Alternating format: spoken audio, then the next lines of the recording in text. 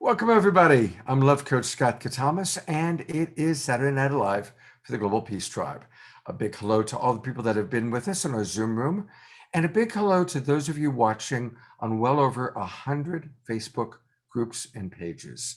Now, listen, we want to invite you, if you are watching on Facebook or on YouTube, come on into our Zoom room. That way you can interact more easily with our wonderful presenters, and we have a great group of presenters, some real all-stars with us tonight. So please come on in, and it's easy. Just go to globalpeacetribe.com, globalpeacetribe.com, and register. It takes about a minute. What's great too is that way we'll have your email address. Don't worry, nobody else will get it, just ourselves. But we will then send you an email that will show you how to watch the replay of tonight's show and all the previous shows that we've done. We've done like 83 of these, and they're all amazing with amazing speakers. Also, it'll get you connected to our website, and we're really proud of our website. It's got a lot of wonderful new features and ways to be connected to what's going on, which is all of us are coming together in this incredible time in human history, and we're discovering each other. We're getting tips, tools, practices together. So come and join us. Welcome. We have a fabulous show tonight. I'm really excited about it. Some great music and some very inspiring speakers. And so to tell you more about the show, here is my partner, Deborah Giusti. Thank you, Scott, and welcome everyone to what is now our 84th show that we've produced every Saturday night since the lockdown in 2020. This is the 6th show in our season 7, A Glimpse of Heaven, and season 7 will go till the end of the year. And I want to thank you so much for your donations when you register for the Zoom link, or when you go to our donation portal where you can give tax-deductible donations, because your donations really help us produce this show. We put this show out for free, and your donations is what helps sustain and move us forward. And tonight's theme again is going to be incredible. Our theme is As Above, So Below, honoring the relationships between Gaia and humankind. And we are so happy tonight to partner with Deborah Moldow, who is the director of Evolutionary Leaders, and feature some of the key members of that amazing organization. Evolutionary Leaders is a group of powerful luminaries that have joined together and are working on many timely and valuable projects to support the accelerated shift in consciousness that's happening now. And tonight, this group of way showers is going to focus on the wisdom and the power of relationship, as so much of our healing and our growth and our evolution comes from relationship with ourselves, with each other, and of course, with Mama Gaia, who gives us all life and sustenance. And we will use the powerful spiritual truth of as above, so below, because we know in exploring relationships, they teach us that we are deeply connected to each other and Gaia, and we achieve healthy living based on how we treat each other and we treat Gaia, as well as treating ourselves. And I'm so happy to introduce this amazing group of presenters now. I want to introduce Gary Zukav and his partner, Linda. Gary is the author of 4 consecutive New York Times bestsellers and the legendary #1 New York Times bestseller, The Seed of the Soul. And Linda has helped to author also his other books that he has produced. They have created an alignment of the personality and the soul as a fulfillment of life and captured the imagination of millions. Welcome so much, Gary and Linda, in being with us tonight. And we're so happy to have Katherine Woodward Thomas. She is the New York Times bestseller as well, author of Conscious Uncoupling, 5 Years to Living a Happy Even Ever After and Calling in the One. And she is an award winner, marriage and family psychotherapist. We're also happy to have Steve Farrell by video. He's the co-founder and worldwide executive director of Humanity's Team, and which is a nonprofit organization in Boulder, Colorado. We also will be featuring Constance Buffalo. She's a member of the Red Cliff Band of Chippewa, located in northern Wisconsin, along with her business partner, Jean Houston. She has designed and created courses and mentoring programs dedicated to encouraging the vast spiritual, psychological, and creative potential of people everywhere. We are also happy to have David Nicol, who's the author of Subtle Activism, the Inner Dimension of Social and Planetary Transformation. He's the co-founder of Gaia Field Project and Earth Rising, which are dedicated to harnessing the power of coherent group consciousness for planetary healing and transformation. Welcome, David. And we have some great musicians tonight, as usual. We have Namid Wolf and Casey House. They weave worlds with her words and homemade fresh beats baked straight from the soul. Their style is fresh, raw, and organic, and uniquely their own. And we're so happy to have them here tonight. Thank you. And we also had David Kai. He's a California native. He was raised with song, sunshine, and salt water in his veins. His music is a universal message. He draws no lines of separation, and it's music from the heart. Welcome, David. And we are going to be featuring Deborah Moldow. She is the co-producer of this show. She's the director of Evolutionary Leaders, and she's also an ordained interfaith minister committed to assisting the transformation of human consciousness to a culture of peace. Welcome, Deborah. And our nonprofit organization tonight that we are going to be sponsors is connected with the Evolutionary Leaders. It's the Source of Synergy Foundation, which is the foundation that hosts the Evolutionary Leaders, which has helped to create this show. The foundation is dedicated to creating opportunities that support a conscious evolution for global transformation. They are supporting this global ripple that's happening now, that's expanding evolutionary planetary consciousness. And we would love your support of them. We're going to share more about that later, and I'll be posting the links for the donation in the chat room, and it'll be on our email that you receive afterwards. But now it's my total pleasure to introduce Reverend Deborah Moldow. She assisted this show, and she brought every speaker on the show tonight as a part of the Evolutionary Leaders, which is a project of Source Synergy Foundation. She's also an ordained interfaith minister, and she contributes through international peace work, international efforts, speaking and writing, which are all parts of movement of awakening humanity. She's also the founder and president of the Garden of Light, which produces an online platform for emerging spirituality. And I would say this is her life passion, is really fostering the awakening of humanity that's happening now, which is why it was so wonderful to work with her on this amazing show. Thank you, Deborah. And I'd love for you to share the inspiration of this show and all about what inspired you. Welcome, Deborah. Thank you so much, Deborah, and Scott, too. I'm so delighted to be with you and the Global Peace Tribe this evening to present some of the inspiring members of the Evolutionary Leaders Circle of the Source of Synergy Foundation. You know, many members of the Evolutionary Leaders Circle have already appeared on Saturday Night Alive shows, including Deepak Chopra, Greg Braden, Bruce Lipton, Jean Houston, Reverend Michael Beckwith, my beloved Kristen Hoffman, and many, many more.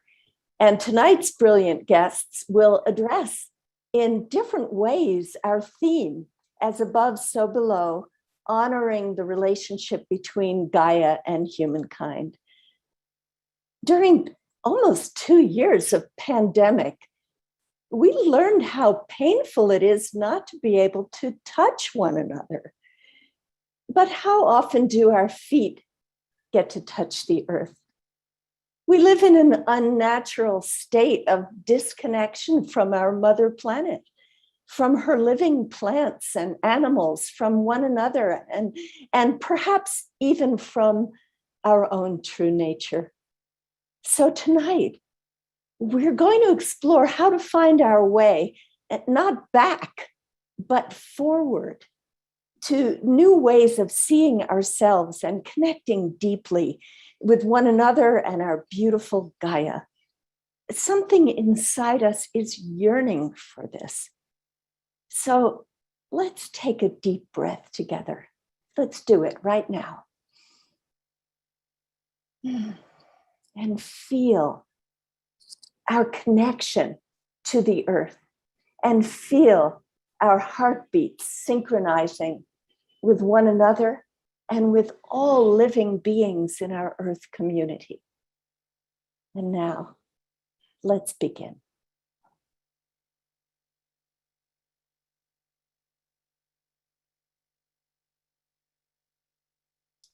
Thank you so much. What an amazing show we've got. Really, really beautiful. Well, you know, we always like to start with music. And I'm going to put the spotlight, he wasn't expecting it, but I'm putting the spotlight on Lloyd Barty right now for a quick second. This is Lloyd and his partner, Deborah. They did not know I was going to do this. But Lloyd has been providing us with some amazing musicians. And you'll get a chance to meet Lloyd tomorrow. He's going to be on my Sacred Sunday show. A big thank you, Lloyd, Deborah, watching from Ashland, Oregon. And thank you for the amazing people that you bring to us, including who we're looking at right now. This is Namid Wolf and Casey House and their partner, Red. And they are fantastic. They are going to provide us with some of our initial musical offerings. They're going to play twice tonight. Just a little bit about Namid. She really weaves worlds with her words, which go over homemade, fresh beats, baked straight from the soul. As you're about to see, her style is raw, fresh, organic, and very uniquely her own. Casey, her partner, also lives in Ashland, Oregon. We've got a lot of Ashland, Oregon energy tonight. Gary and Linda and Lloyd. So it's a real Ashland, Oregon night tonight.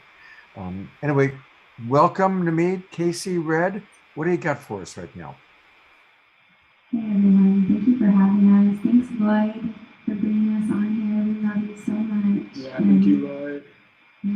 It's truly an honor to be here and to share our hearts through your song. We love this song. I love this one. You know, I'm going to come in for a moment because even though we did a sound check an hour ago, something has changed.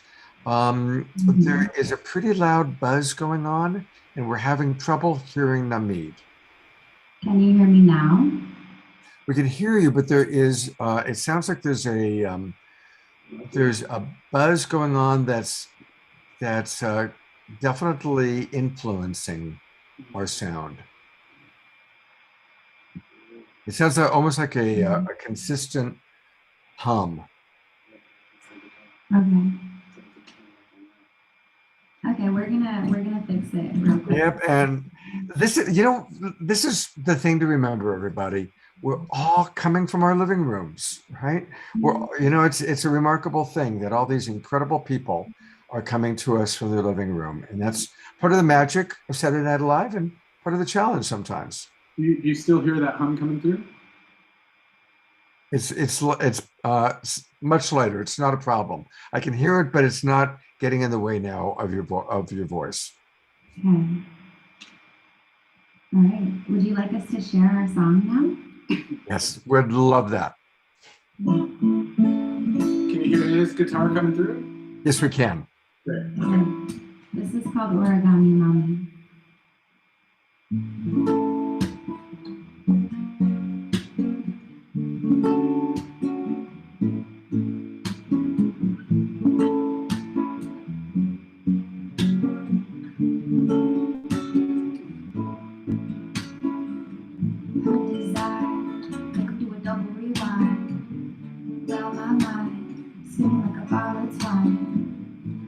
So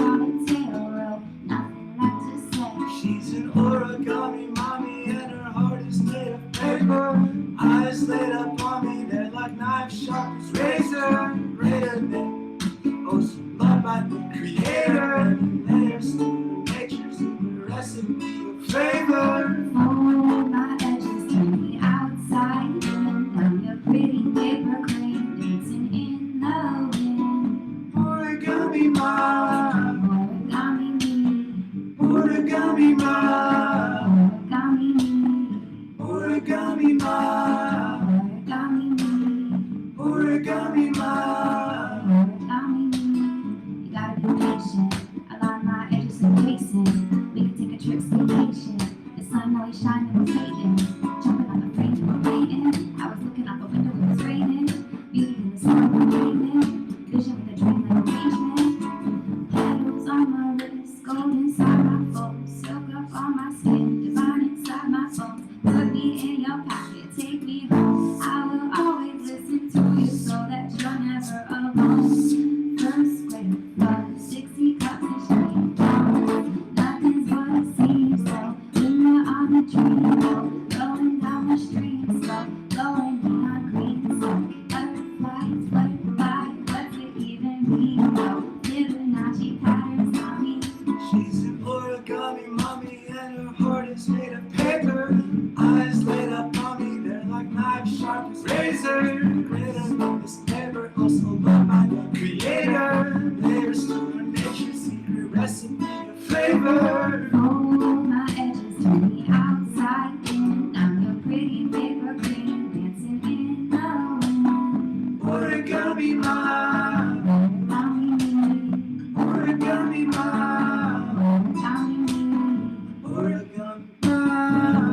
origami me, origami ma. origami me.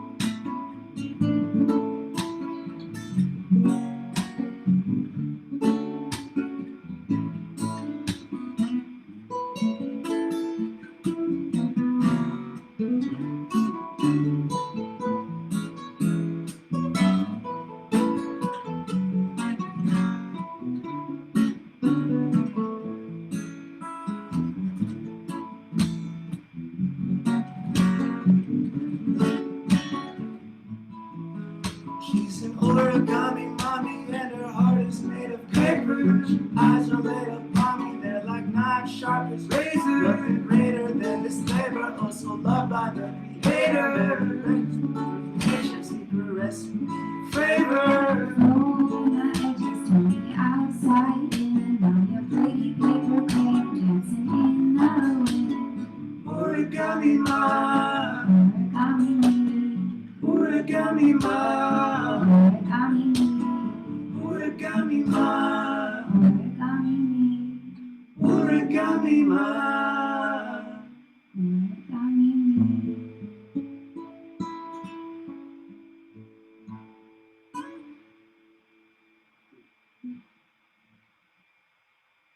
Thank you very, very, very much. There was a little bit of a challenge with the mix. I sent you some notes on text, but we'll hopefully have it squared away for your second song. And people can learn much more about Namid Wolf. She's all over. She's on Instagram and Spotify and Facebook. This is her Instagram account. Again, it's Namid Wolf, Namid WOLF. And then her partner, Casey, it's really easy to find him because it's his name, Casey-House.com, Casey-House.com. And you can discover all about the living library coming from the vision of Akasha. So definitely that's where we can get much more from Casey and Namid.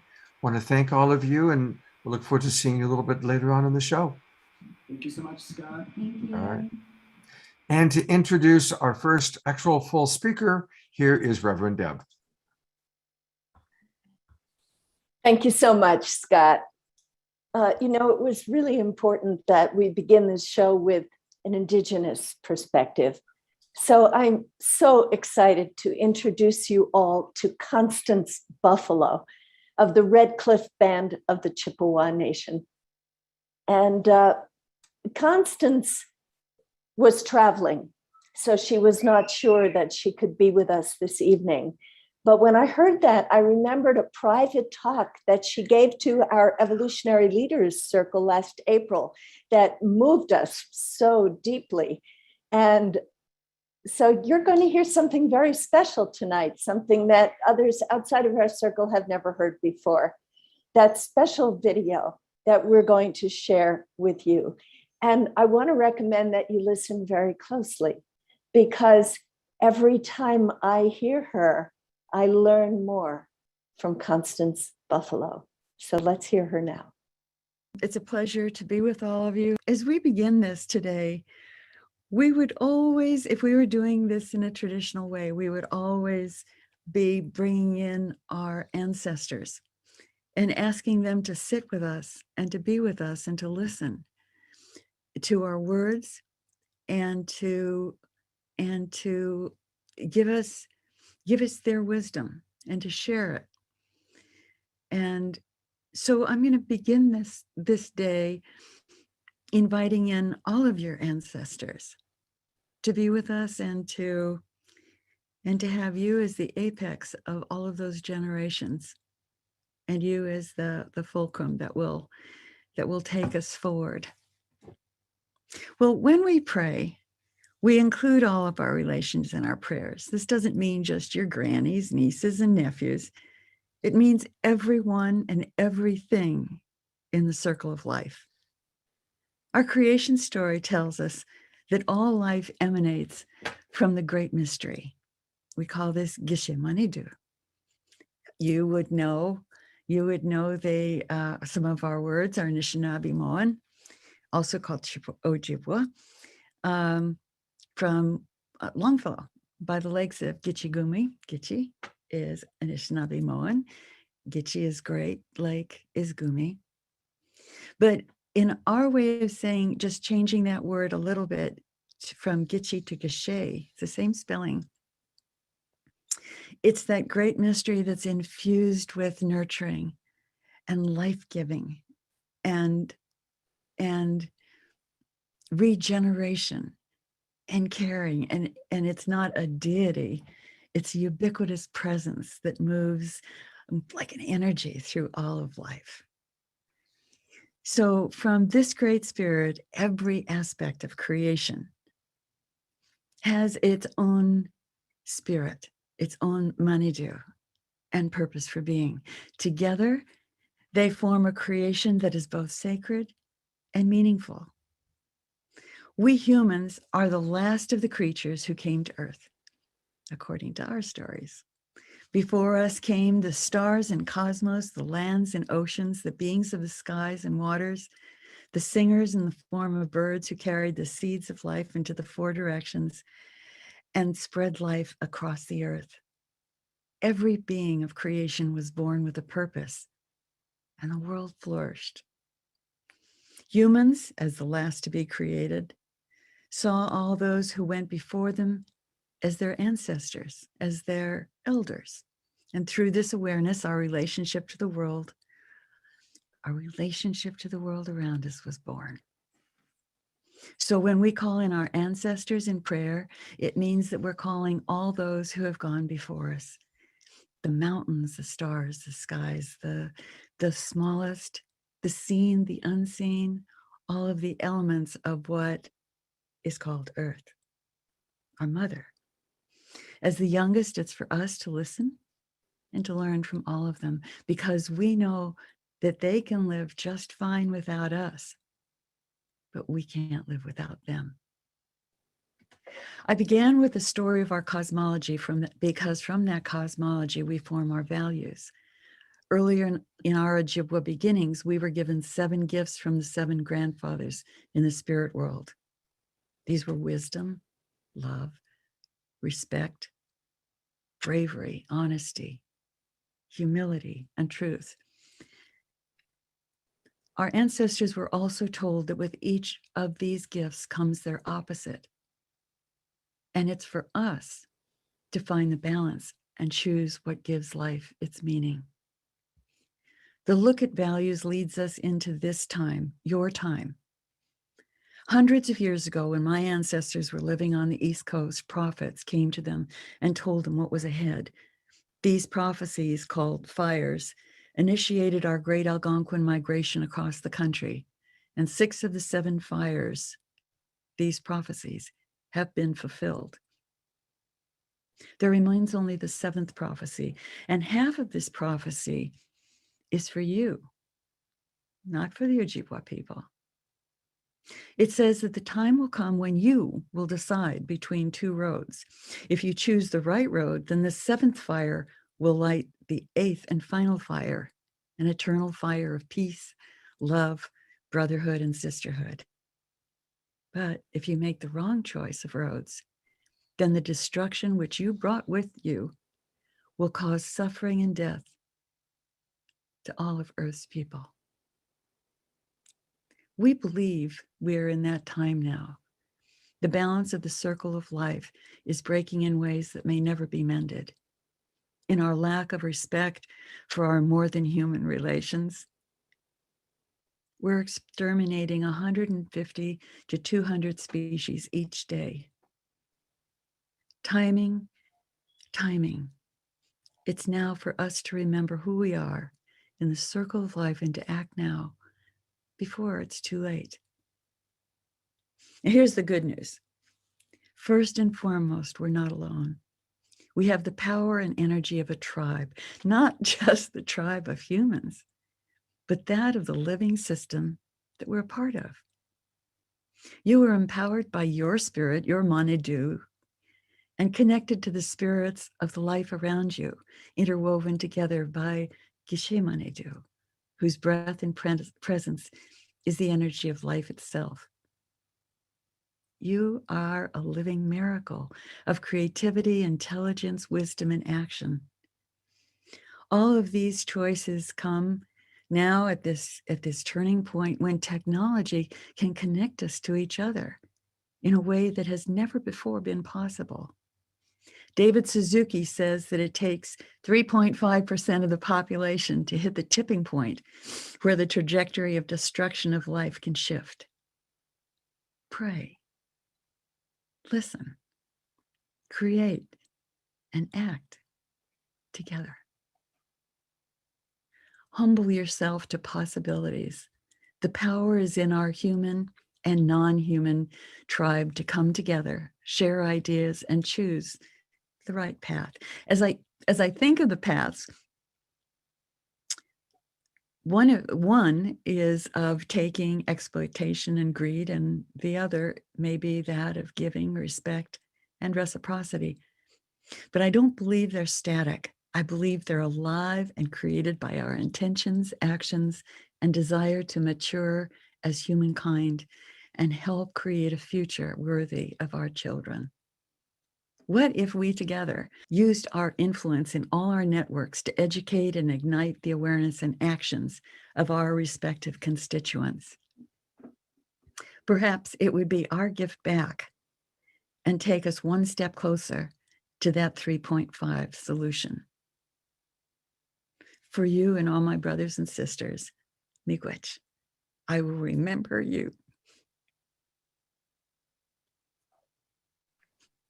I will remember you in my prayers and hold you forever in my heart. Thank you.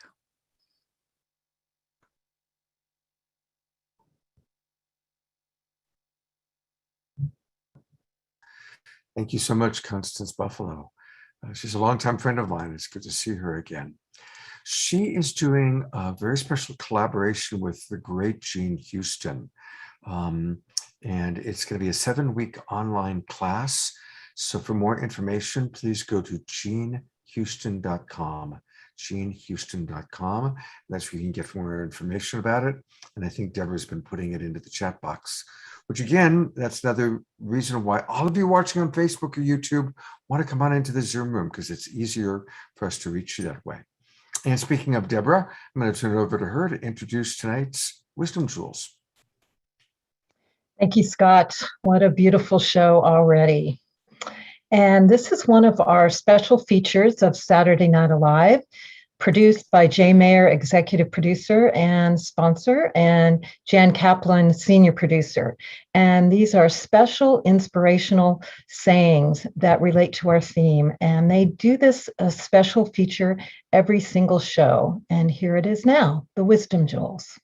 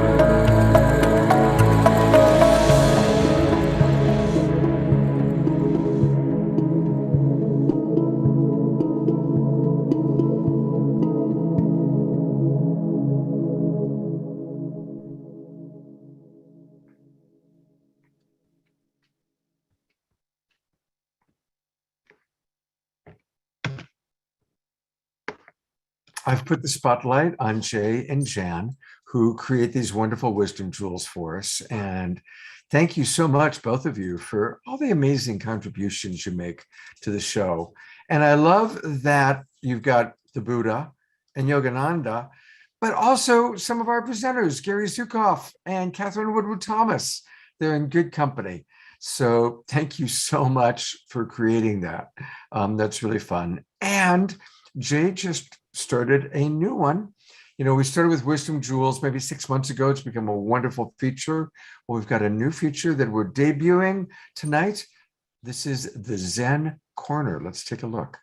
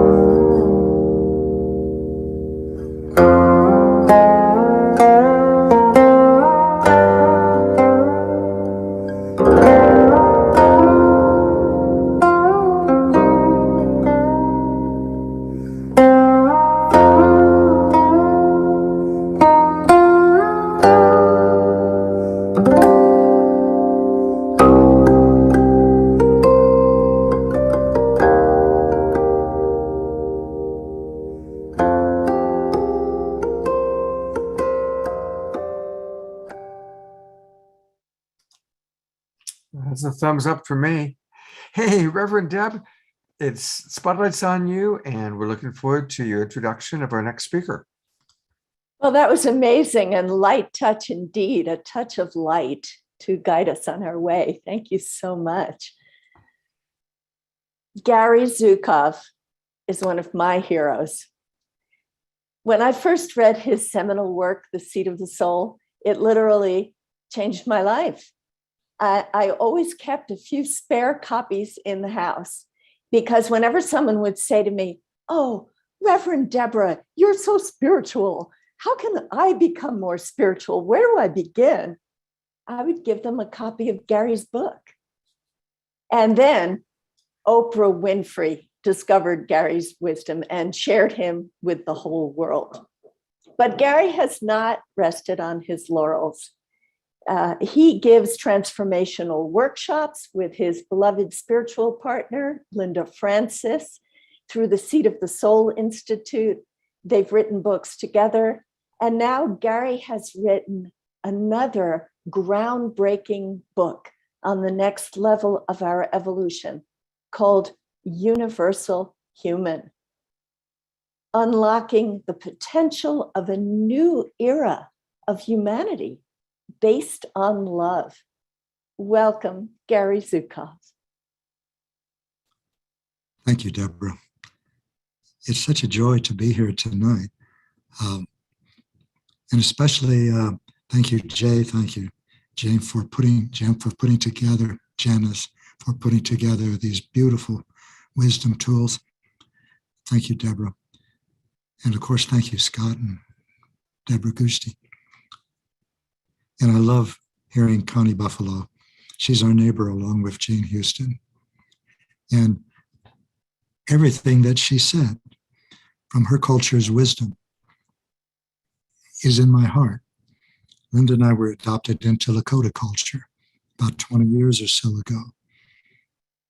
And my relationship with nature began before that when I spent 13 years in the backcountry on Mount Shasta, California. So the relationship with Gaia, with nature, with native prophecy and native creation stories is a deep part of who I am. I am more than that, and so are you. And that is the major transformation, unprecedented transformation in human awareness that is now happening, and it's happening in us.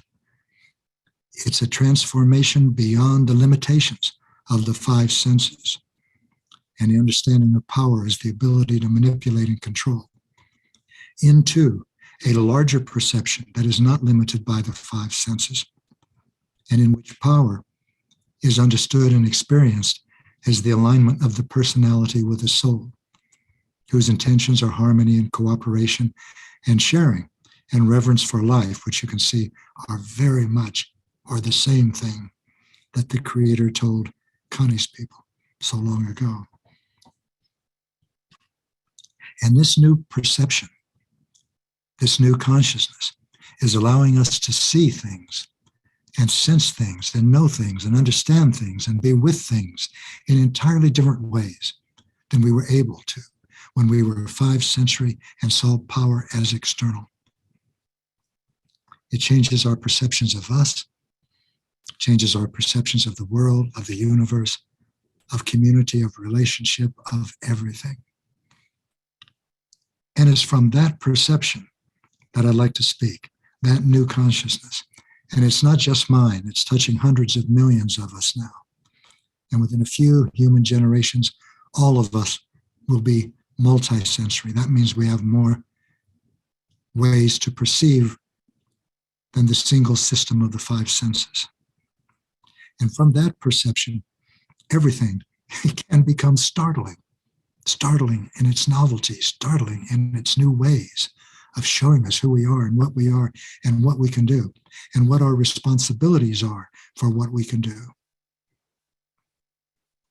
So the theme of this program is as above, so below. And it's a relationship of humankind to Gaia. I would like to suggest that from the new consciousness, and you can experiment with this because it's in you or you wouldn't be here, there is an even larger context in which we can understand the fertility, the potency of our relationship as humankind with Gaia. And in this larger perspective, that relationship takes its place in one that is even larger. And that's the relationship between you and the external world. Because that relationship is more than something confined in you as a relationship to something that is outside of you. From the five sensory perspective, the old consciousness, there's a barrier that is always existent between you and the outside world.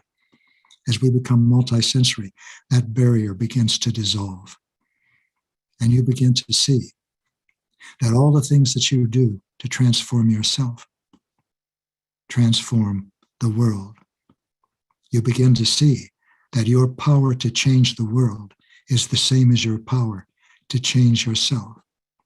And you change yourself by learning to distinguish within yourself between love and fear, experientially, in terms of physical sensations in your body, and choose love no matter what's going on inside, such as resentment, competitiveness, overwhelm, jealousy, anger, rage, superiority, inferiority, and no matter what's going on outside of you, such as a global pandemic or a 9/11, another 9/11 type event, and choose love no matter what.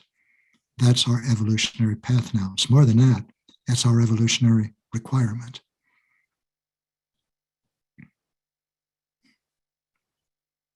So what does that have to do with as above, so below? It inverts it to as below, so above. Because as above, so below by itself is incomplete.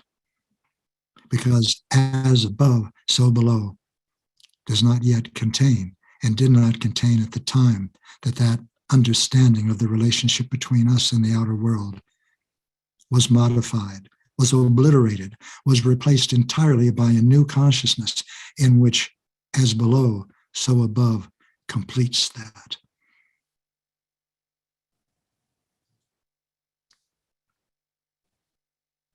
In other words, from the new consciousness, the macro is the world, and you are the micro, but it's the micro that determines the macro. This is something that the intellect cannot grasp, and the five senses cannot discern.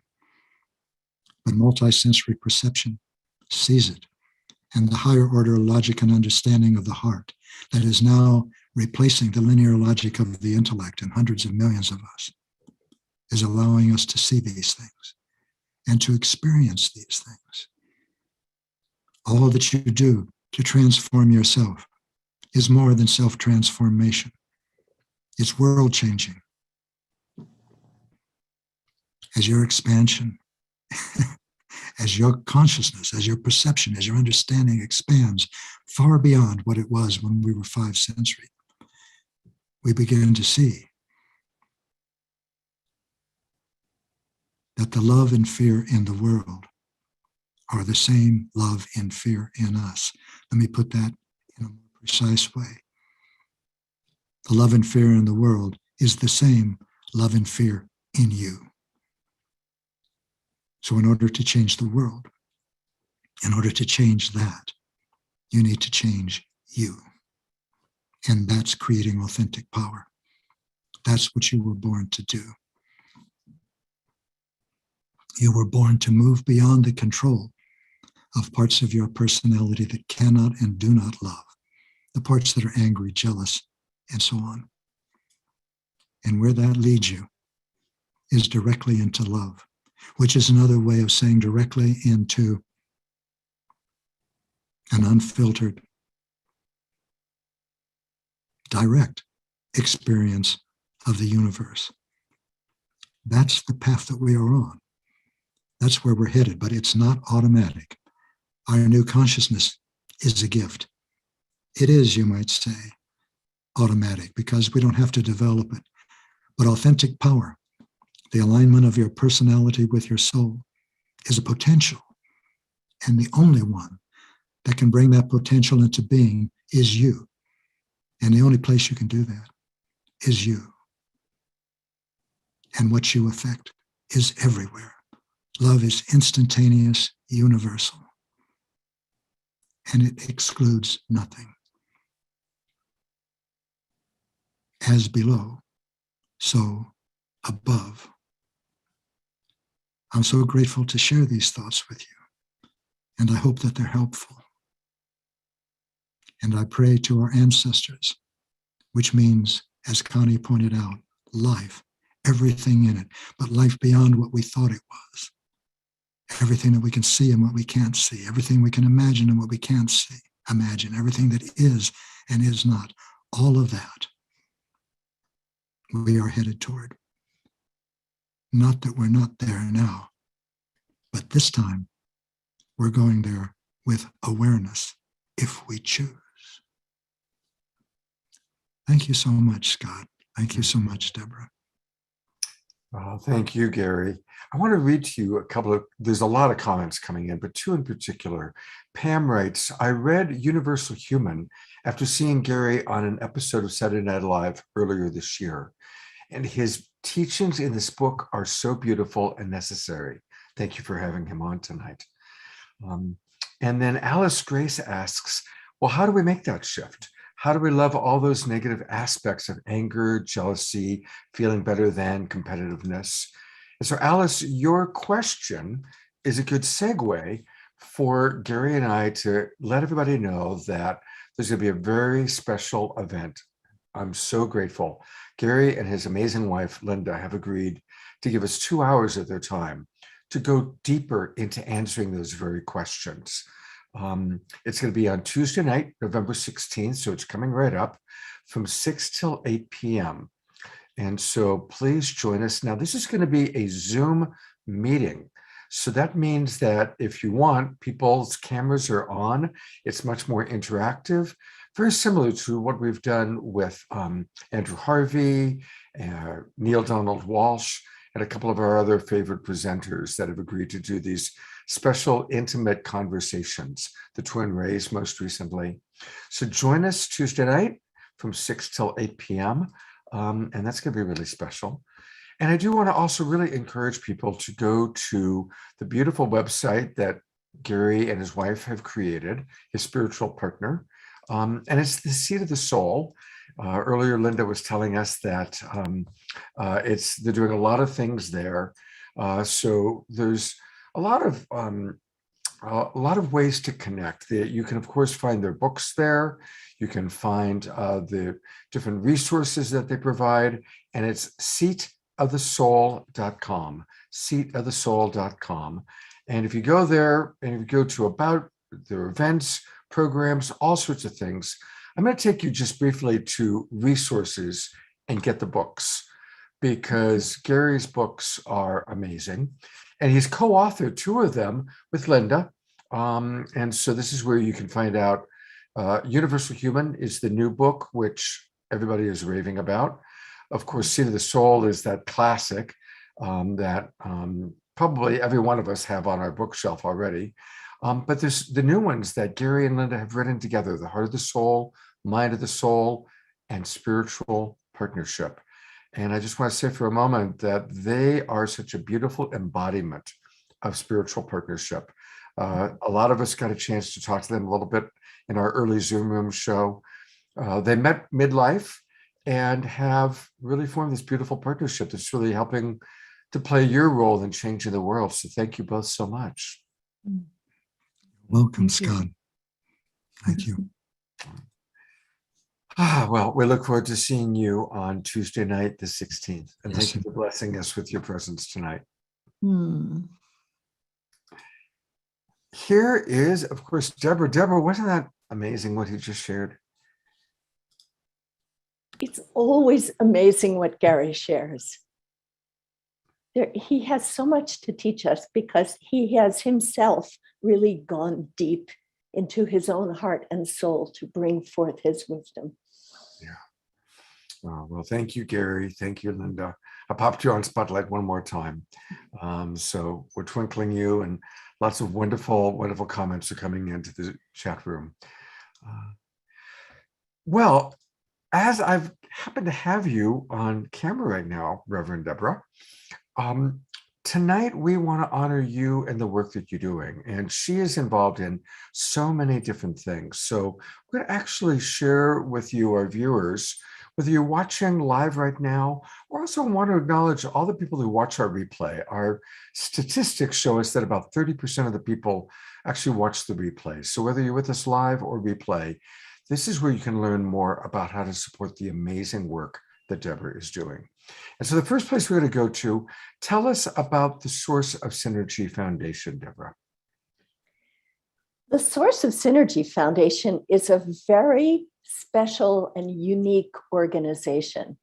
You're looking now at a picture of its founder, Diane Marie Williams, who is what I would call a quiet visionary, and not so quiet that you wouldn't have seen her presenting on many panels and discussions all over the internet with many of our partners, like Humanity's team, which we'll hear from later in this program.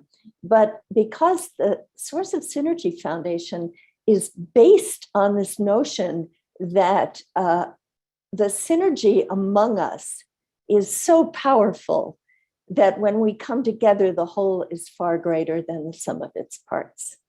Beautiful. And the flagship project of the Source of Synergy Foundation is the Evolutionary Leaders Circle, which we'll get to the book in a minute, because that's another demonstration of this power of synergy. But the Evolutionary Leaders Circle was born almost simultaneously with the foundation itself as its flagship project, and it was co-founded with Deepak Chopra, whom Diane met very early on in the life of the Source of Synergy Foundation. And our first meetings were at his venues. And out of the first meeting that we did out in California at the Chopra Center in Carlsbad, Bruce Lipton stood up and he said, we need, when our founding fathers came together, they made a declaration. We need a declaration of our shared intentions. And the Evolutionary Leaders Group at the time, it was 35 people then, and a lot of them very well known, came together and co-wrote the Call to Conscious Evolution. And you can find that on our website at evolutionaryleaders.net, and you can sign on to the Call to Conscious Evolution. Close to 50,000 people have said, you can see more than 48,000 people have signed on to the Call to Conscious Evolution in this time. I think that was 2008 that we first posted it as a petition. And Deborah, I just want to make sure people have because sometimes they can see it, but if you're just listening, you go to evolutionaryleaders.net, evolutionaryleaders.net. And everybody right now, let's go there right now, put in our email address, and really, let them know that we support this call for evolution, because that's what Saturday Night Alive is all about. I love that I can just absolutely. Right, so I'm not a robot. This is the global, I love what you call the global peace tribe, because the way I see the evolutionary leaders, yes, we have famous people like Deepak Chopra and Gary Zukav, and visionaries like all of the speakers on this program this evening. But in the beginning, when we would get together, I would think, well, I'm supporting this, I'm doing the work in the background. I'm not an evolutionary leader. And Diane, who is the first visionary behind this, kept saying, of course you are. And during one of our meetings, we were sitting in a circle, and I suddenly got a vision of a wave coming up on the shore. And that wave was the new consciousness. And everyone who was at the edge of that wave was leading the evolution. So the evolutionary leaders who are members of the circle, they're some of the visible leaders of this evolution, but everyone who's watching this program Absolutely. is an evolutionary leader. Each and every And person, it's the Source of Synergy Foundation that brought forth that vision, and it's a vision of radical equality, because you are an evolutionary leader if you claim that you are on the forefront of this evolution. You're making a difference. You're bringing us into the new paradigm that we all want to build together, new relationships like we're talking about this evening with one another and the earth. beautiful. So there are 3 ways we can support this great work that she's doing. Several of the people, oops, I didn't want to show that. Several of the people that she works with have come together to write this amazing book called Our Moment of Choice. And so if people go to ourmomentofchoice.com, order your copy right now and tell us a little bit about who some of your evolutionary leaders are that participate in this book, Deborah. There are 43 evolutionary leaders who contributed to this book. And there is our beloved Greg Braden, who I know has appeared on this show. Several times. Yeah. When we came together for this book, he is the one who gave us the title. Oh, wow. Wow. And it was the first time we thought about a book, was about 10 years ago. And Greg said, I have this title and my publisher doesn't like it. So we're not going to use it. You can have it if you want. And we couldn't manifest the book in those days. And then a little more than a year ago, one of our evolutionary leaders named Bob Atkinson said, couldn't we do a book together? And we said, well, Bob, we tried to do a book, but we really need someone who'll step forward and steward this project. And he did. Wow. And he and I and Dr. Kurt Johnson are the co-editors of this book. And we put it out to the evolutionary leaders. We said, who would like to submit a chapter to this book that will be called Our Moment of Choice? And all of these 43 evolutionary leaders answered that call. Amazing. So go to ourmomentofchoice.com, order the book, and look at all the goodies that you get along with it. You get stuff from Reverend Nicol, one of our favorite presenters, Joan Boris-Senkel, Steve Farrell. You're going to hear from Steve later tonight. Oh, and you have to see the trailer for the book. There's a 3-minute trailer that starts with Michael Beckwith, and he's just brilliant. Beautiful. All right. So go to ourmomentofchoice.com. Now, there's one last option for people, and that is just to flat out donate. And of course, that's what we normally do. We've raised over $150,000 on Saturday Night Live for various individuals and organizations. And tonight we are supporting the Source of Synergy Foundation. So please go and order the book and also make your donation right now. And you guys know how to do it. You take your trusty camera that's on your cell phone and you go right there and look at what shows up. It pops right up and it's easy to donate. And I love that we can do this now. It just makes it so easy. So use your camera and go there. You can do it that way, or just go to Source of Synergy Foundation. .org. .org. And it is a 501c3, so your donation is fully tax deductible in the United States. Great. So I'm going to leave this up for 30 more secons so people have time to get their cameras there. I see Janice Kaplan is doing. Thank you, everyone who's donating. Source of Synergy Foundation tends to be behind the scenes and doesn't have a chance to ask people to support us this way. So we're doubly grateful to anyone who donates tonight. Yeah, thank you so much. Thank you, Reverend Deborah. We'll be hearing much more from you a little bit later on. And thank you for the great work you're doing and all these different ways that we can support you. And let's all do that. Get the book. It's great. She sent me a copy of it. It's so good. So it's like a greatest hits of Saturday Night Live and more people that we haven't had yet. So how about some music, Deborah? Are you ready? I'm ready. All right. I am putting the spotlight on our other musical artist tonight that we are really happy to have with us. We've got David Kai. And David Kai is also been brought to us by our dear friend Lloyd Barty. He was raised with song, sunshine, and salt water in his veins. Yes, David is a California native. You'll find the message in his music is universal. He draws no lines of separation by labeling his music as anything other than from the heart. David was introduced to music at a young age by his grandfather, who was also a talented musician, so it's in the gene pool. And as a youth, David's first love of music began when he heard the drums.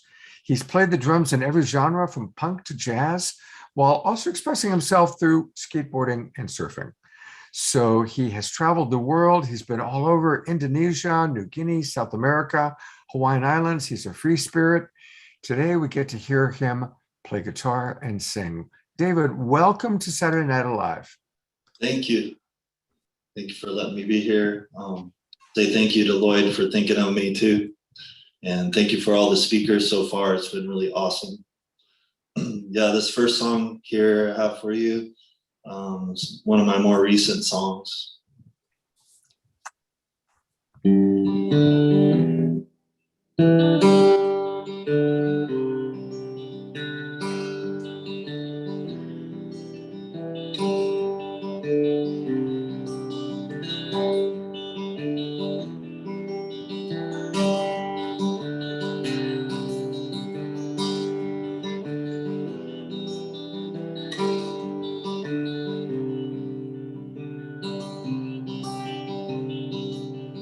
Think the words will never come. Words have been provided. I think the words will never come.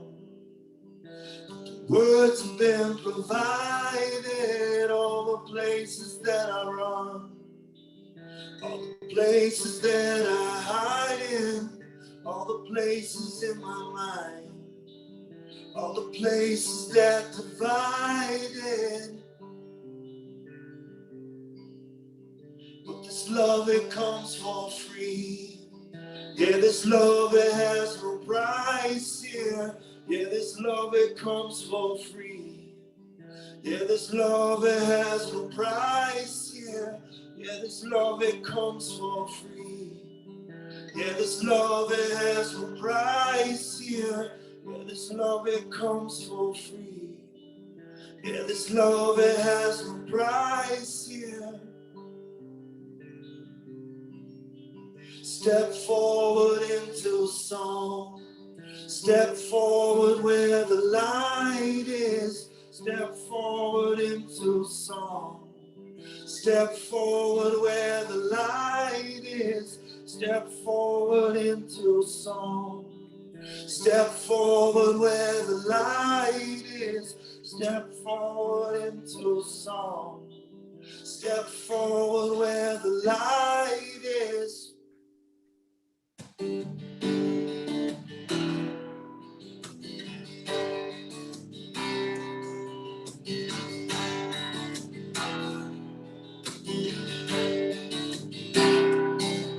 This war's gone on too long. Yeah, this war that we're fighting. Yeah, this war's gone on too long. Said it's time to let the light in. Yeah, this war's gone on too long. Yeah, this war that we're fighting. Yeah, this war's gone on too long. Said it's time to let the light in.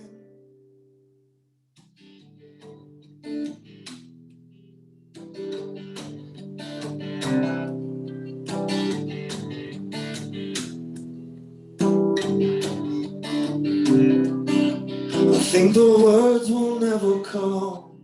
The words have been provided. I think the words will never come. Words have been provided. All the places that I run, all the places that I hide in, all the places in my mind, all the places that divided. But this love, it comes for free. Yeah, this love, it has no price here. Yeah, this love, it comes for free. Yeah, Yeah, this love it has no price here. Yeah, this love it comes for free. Yeah, this love it has no price here. Yeah, this love it comes for free. Yeah, this love it has no price here. So step forward into song. Step forward where the light is. Step forward into song. Step forward where the light is. Step forward into song. Step forward where the light is. Cause this love it comes for free. Yeah, this love it has no price here. Yeah, this love it comes for free. Yeah, this love it has no price here.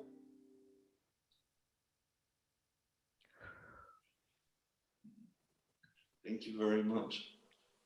Oh, thank you so much, David. Absolutely beautiful. Beautiful. David's going to bless us with one more song later on tonight, but I also want to take people to his website. It's his name, davidkai.com. That's David, D-A-V-I-D, Kai, spelled K-A-I.com. And when you go to his website, right in the pretty early up on the right-hand side, you'll see where you can follow him on Spotify or on Facebook. And there's lots of ways you can stay connected with him. Certainly, make sure you put your email address in there so that, you know, you can stay in touch that way. And go to his Facebook page. He's got a wonderful Facebook page. So, David, thank you so much for blessing us with your song. And we look forward to hearing a little bit more from you a little bit later on in the show. Thank you guys very much. Appreciate being here. Thank you. Absolutely. And now I get to turn it back over to Reverend Deb for introducing our next wonderful, wonderful speaker. Ah, the love that has no price. It's what it's all about, isn't it? Thank you, David. It is just a joy for me to introduce my friend, Katherine Woodward Thomas, to the Global Peace Tribe. Her important work on the art of relationship as a licensed marriage and family therapist led to her first best-selling book, Calling in the One, 7 Weeks to Attract the Love of Your Life. And then her latest New York Times bestseller, Conscious Uncoupling, 5 Steps to Living Happily Even After. And Conscious Uncoupling was made really famous by Gwyneth Paltrow, who used it as a conscious roadmap to her own separation. Katherine comes to us tonight in the middle of an important event this weekend that she's doing with Marianne Williamson called Love in Action. So we're doubly thrilled to have Katherine with us tonight. Katherine Woodward Thomas. Thank you so much, Reverend Deborah. And thank you, Scott and Deborah, for having me. I have to tell you that, David, you made me cry.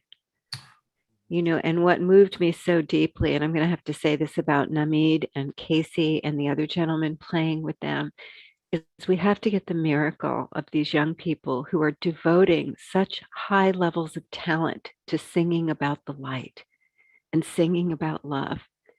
And I just want you to know, David, that your song really touched me. Now more than ever, you know, love in action. Constance Buffalo called us to action. Gary and Linda are talking about the action of becoming conscious, becoming self-aware. This beautiful conversation about relatedness in general. And the relationship I want to talk about tonight, in service to the relationship to the earth, to Gaia, is the relationship that we have with the creative energies of life. That, you know, we are just coming off this weekend. It actually ended today, although we're going to make that available to people because it was amazing. We had amazing speakers, like you guys are having wonderful people participating. But Marianne and I invited some of our friends to talk about what does it look like at this time, this pivotal point in human history. And hang on, I just realized I forgot to put my little timer on. Wind me up. And it's, you know, you might need the hook. So I'm going to try and behave myself here. But I think that what we're really looking at is during these dark days, how do we stay generative of love, action that is not reaction from fear in reaction, but love that is generative of the world that we want to leave to future generations, of the world that we want to ourselves to be living in, so that as above, so below, we actually do the work of downloading heaven on earth. And no mystery that this is difficult at this time, because we are walking through this very deep, dark night of the soul. And I think one of the dangers is that it's so easy to collapse into insignificance. Who am I to make a difference? And think that it doesn't matter. One of the stories that was told to me, and I was trying to remember who said it, I think it was Andrew Harvey, but I'm going to have to go back and listen, but it really moved me deeply about how much each and every one of us matters at this time. And this person told a story about a Midwestern woman, middle-aged, was married, had been kind of a good citizen, donated to charities. But one day she got really real and she asked her heart, what do I love the most? What do I really care about? And she cared about cheetahs. That's what came to her. She cared about cheetahs. And so she started to research cheetahs, and she found out that there were only a few hundred left, that the species was going extinct. And she had $700 in the bank. And she said to her husband, sweetheart, I have work to do. And she took that $700 and she moved to Africa.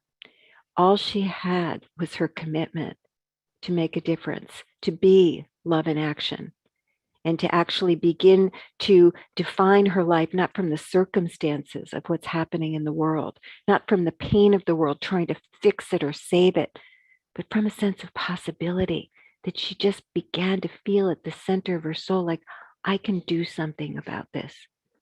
And do you know that for her efforts, there are now thousands of cheetahs? That one woman, I think there's 5,000 cheetahs now. And that's her life work. That's the contribution she made.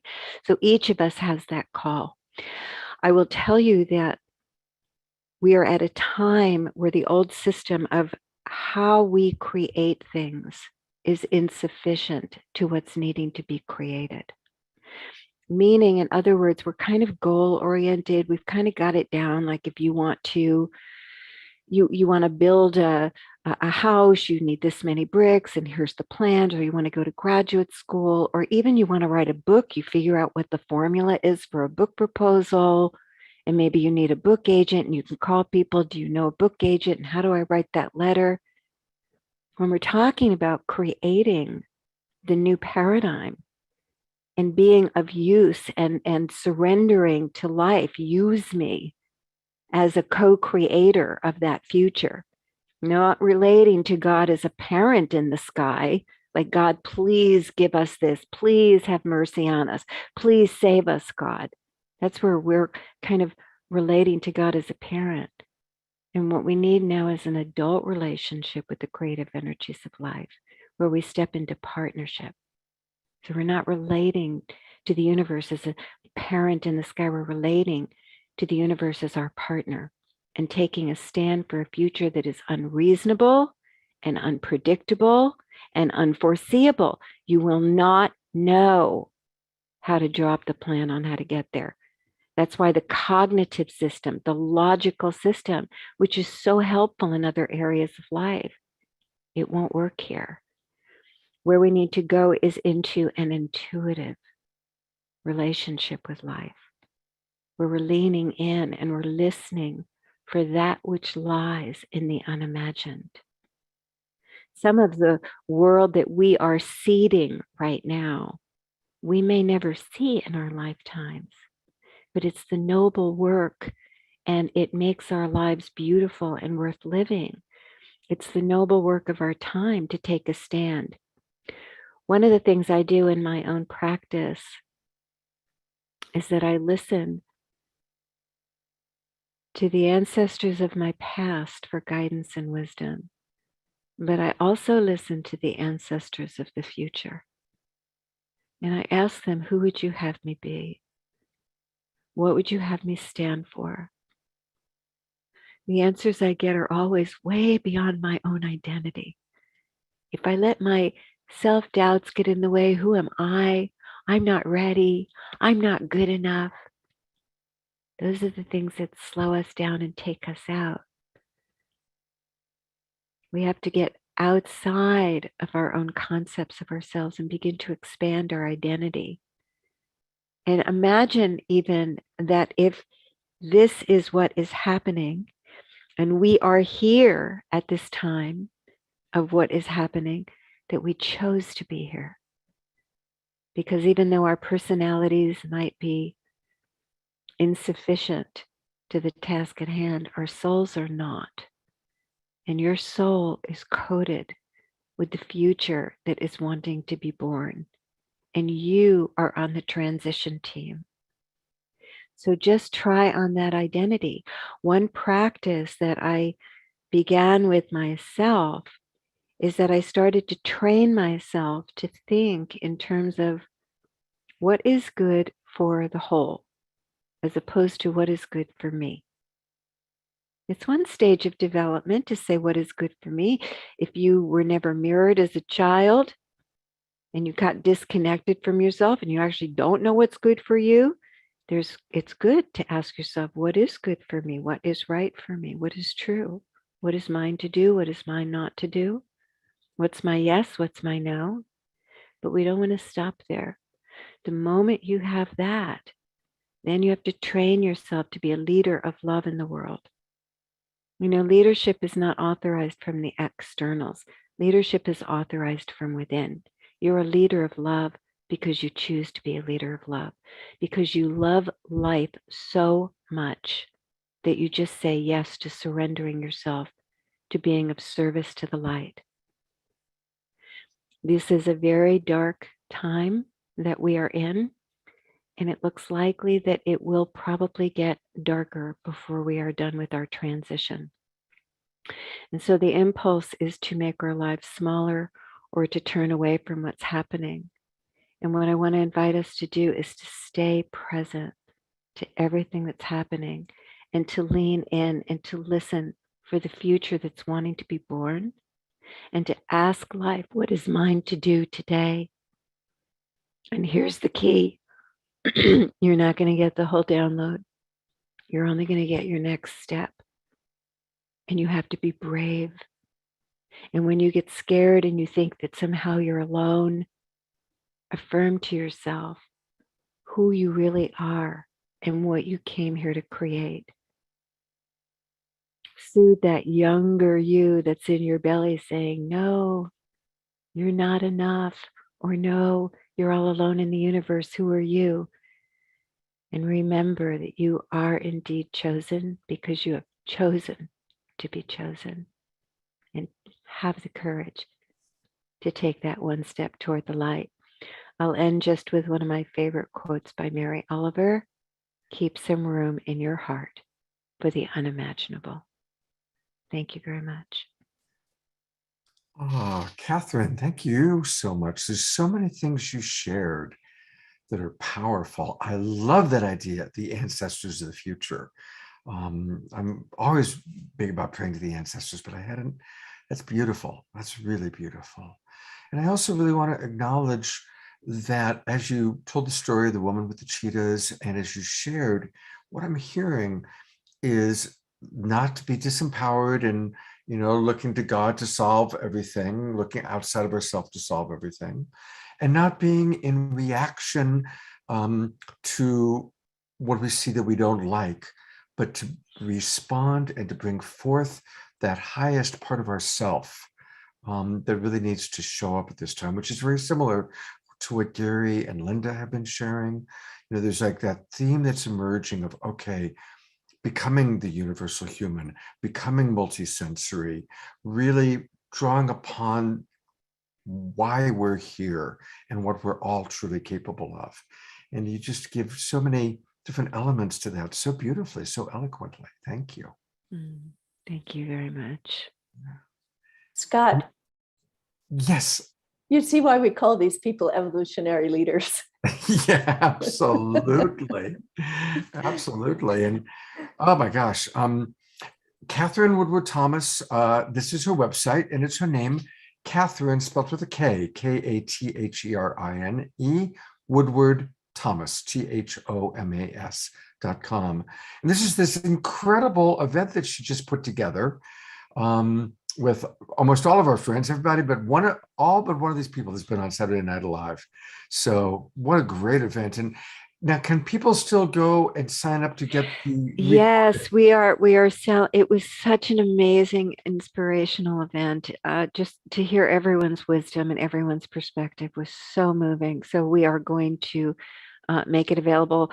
People have been signing up. The event ended at 2:00 Pacific time, and I just saw that people have been signing up after the event even. Great. So people can still get the. Yeah, so we'll send them the recordings. Yes, for sure. Fantastic.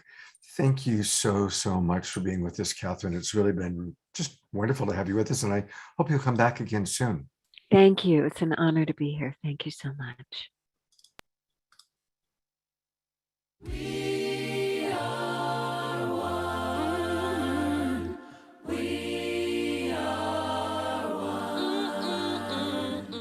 We are one. Oh, yeah, yeah. Oh, yeah, yeah. Oh, oh, oh, oh. We are one. One love. We are one. One love.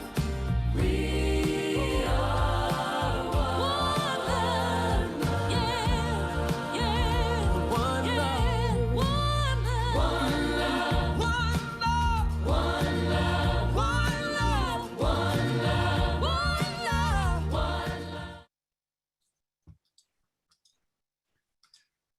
We are one love. And isn't it beautiful? These amazing presenters and all of us are part of this incredible movement that all of our presenters are speaking of, in the case of our musical artists, singing about. And I want to thank all of our broadcast partners that are helping us to reach thousands of people every week. A big thanks to Unify, certainly our most significant broadcast partner. Many thousands of people watch us on Unify every Saturday night, so thank you. And I also want to thank John and Summer Raymer with the Sign Network that helped to reach over 100 Facebook groups and pages every week. Alan Steinfeld and his YouTube channel, and all of our other broadcast partners. Thank you so much for helping us to reach so many. I also want to invite those of you watching on these different Facebook groups, pages, YouTube channels. You can still come on in. The show's only about halfway over. Plus, we've got a great after show. So come on in. Go to globalpeacetribe.com. That's globalpeacetribe.com and register. It takes about a minute, and then boom, you're in our Zoom room with us, and you can interact directly with all these incredible presenters that you're seeing tonight. So please do join us by going to our website, globalpeacetribe.com. I also want to say that we're really excited that we are working with a new sponsor, Neurohacker Collective, that creates Qualia. And yes, I've been using this product for a couple of years. It's an incredible product. The owners of the company are personal friends of mine, and the company has really grown. It's become enormously successful because the products are so amazing. So I want to show a short little video, and you're going to see my friend James and his brother Daniel. Their last name is Schmachtenberger. I've known the Schmachtenberger boys for many years. They're good friends of mine. And these products are amazing. And so let's take a look a little bit more and learn why they're so important for us to be using. Aging is something we all do, and it starts from the time we're born. So why not add something into the system that's going to really optimize that outcome in ways that we desire? There's a very dramatic difference between the functionality of young cells and older cells. The key difference between the cells that exist in young people and in older people is how much energy those cells are able to produce. The energy available to cells is critical for every single thing that they do. We've got tens of trillions of cells that are all doing something like 1 trillion metabolic functions a second. We're a company that specializes in performance optimization. And at the crux of health is how our cells function. How can we do something that would make you a better version of you every day? These are the resources that we can supply to help that system function better. Having healthy and energetic cells is going to play a huge difference in how you feel as a whole, what your total energy levels are, your athletic performance. Your ability to have the energy you need to do all the different tasks your cells need to do. If they can do those things, your tissues work better. If your tissues start to work better, your whole body functions better. Expect people to have more energy, maybe faster recovery times. They might see improvements in how they exercise. They could possibly even see improvements in sleep. Our aim here is to be able to extend the number of years that people are not only on the planet, but the number of years in which they're thriving. Our science team was really able to select the ingredients that we think will make a meaningful difference on the pathways involved in aging. Rather than just focus on ATP or just NAD or just insulin sensitivity or just mitochondrial quality control, how can we support all of those and all the steps in those processes to be able to do it better? We have a dozen or so ingredients that are actually contributing to the body's ability to maintain the level of NAD+ that's healthy. And then you really want to ask, well, what's the relationship between those? Without ATP, we can't make NAD+. Clearly, the amount of ATP is critical for the amount of energy in the cell. Why there's not more focus on both together as opposed to NAD+ in isolation has been a complete mystery to me. We also looked for ingredients that have shown evidence for mimicking some of the effects of exercise. I found about 25 systems that are being addressed. Extracts from strawberry seed. We find gynostemma, which is an ancient Chinese herb known for its longevity. There's products in there that will upregulate PPAR-GC1A. There's products in there that will upregulate AMPK. It's making sure we're getting the kind of variety in polyphenols that our ancestors would have got. We then do extensive testing on every single batch of every single ingredient that comes in. Quality and safety are of critical importance to us. It works for anybody that's looking to optimize their aging process. So it doesn't matter if you're a 20-year-old or a 73-year-old. We went about being able to create a product that didn't address just one or two key factors, but actually took the entire system into account to produce what we believe will be the single most effective product on the market for being able to start to have aging cells operate much more similar to what you would see in young people. I recommend it to anybody who is alive, basically.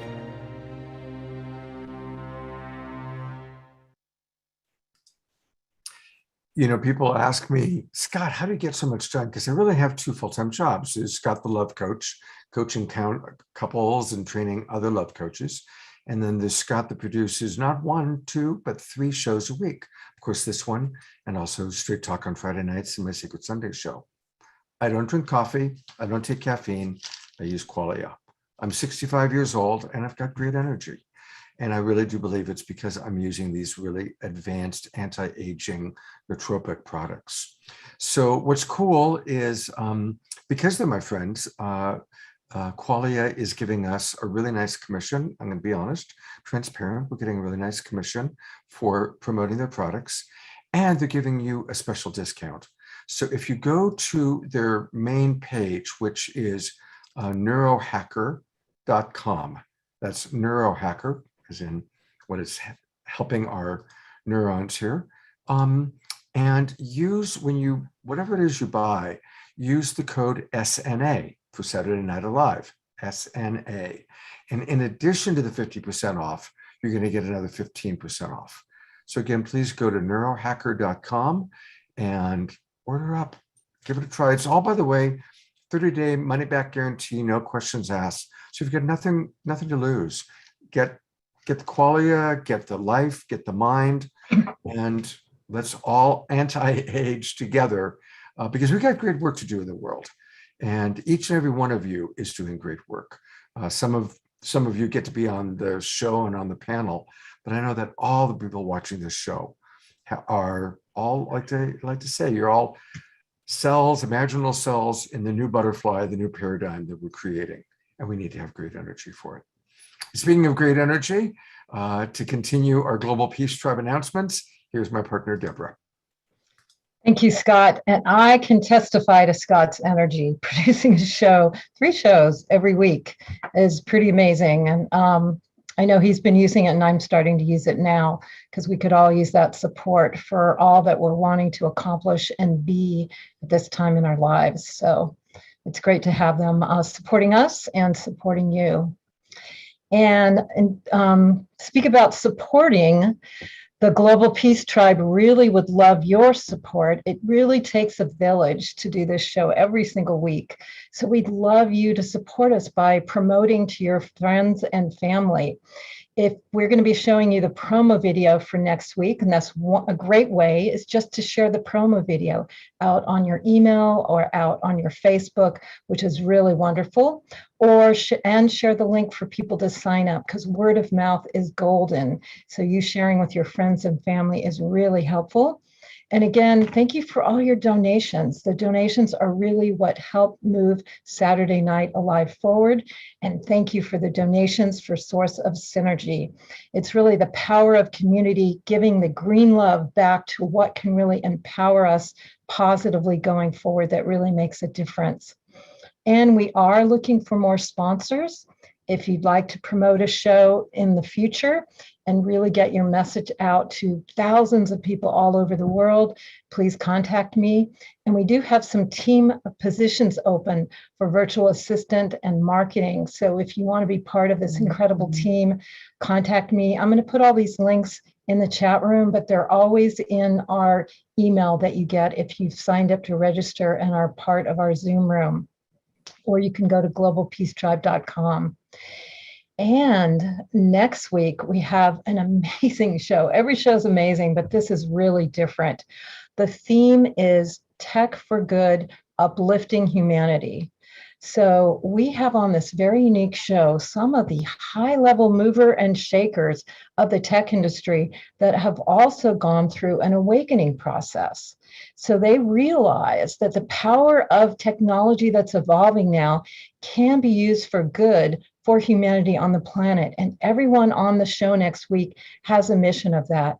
We have Tom Chi, who's the former head of Google X, who developed the self-driving car and Google Glass, and another person, Lucian Tarosky, who's a Davos World Economic Forum young global leader who travels the world leading initiatives to fulfill the United Nations Sustainable Development Goals and many others. And we're going to show the video to you now that shares about this.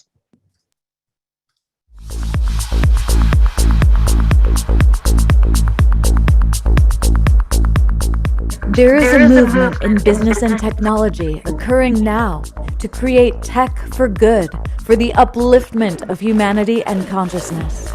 It is led by leaders of vision, heart, and soul, with decades of experience, who are now devoting their brilliance to serve humanity and Mother Earth Gaia.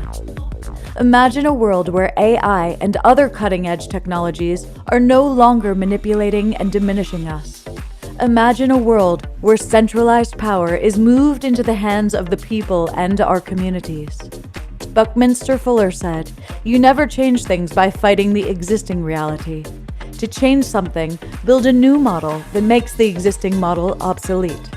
Our upcoming guests on Saturday Night Alive are doing exactly that, creating a new playing field. Dan Mapes, inventor of the spatial web and founder of Versus Technologies, a spatial AI company helping to create the next generation web of AI-powered metaverses, while also protecting users' privacy and stopping most hacking. Julius McCrower, managing director of Evolve Ventures, which funds companies that elevate consciousness and end personal suffering. Edward Hickman of Anatha.io, a social platform with the mission to provide a universal basic income for all global citizens. Tom Chi, former head of Google X with self-driving cars and Google Glass. Tom is now founder of @One Ventures, funding companies that regenerate planetary health. Lucian Tarnowski, a Davos World Economic Forum young global leader. is curating a network of United Planet games to envision and create the new world they wish to live in. The Tech for Good movement is happening now through these and thousands of other leaders like them. Come hear their stories and be inspired and delighted by this new world of elevated consciousness and empowered human potential, evolving to a new golden age renaissance that has already begun. As always, we have visionary artists providing music and visual treats. We are delighted to bring back Andrea Brooke, also known as Sonic Butterfly. We have a new musical artist to introduce our audience to. Meet Ben Harris, also known as Yamanjo. And we are featuring the high-tech visionary art of Android Jones as brought to us by Wisdom LA. Our collaborative partner for this show is Ruby Ye, who will be co-hosting with Scott Katamas and Deborah Giusti. This will be an especially dynamic edition of Saturday Night Alive. If you have not registered for Season 7, do so now. Go to www.globalpeacetribe.com.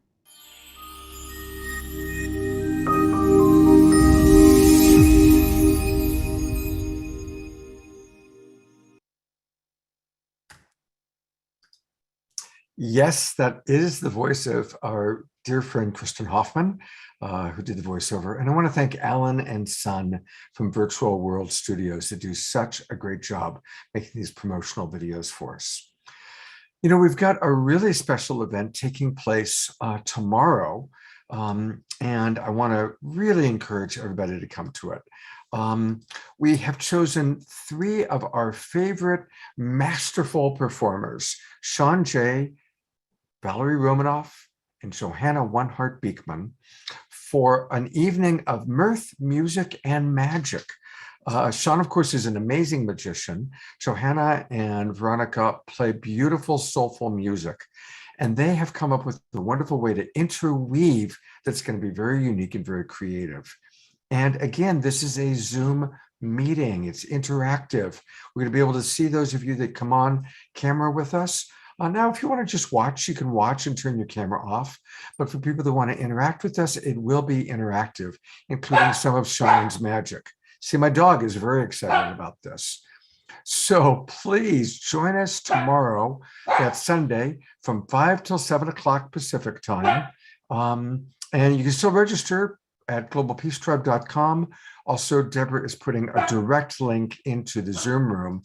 So please do join us. It's going to be so much fun. And I'll be there kind of coordinating and serving as ringmaster. I love those 3 people. So I'm really excited about the show they're going to do.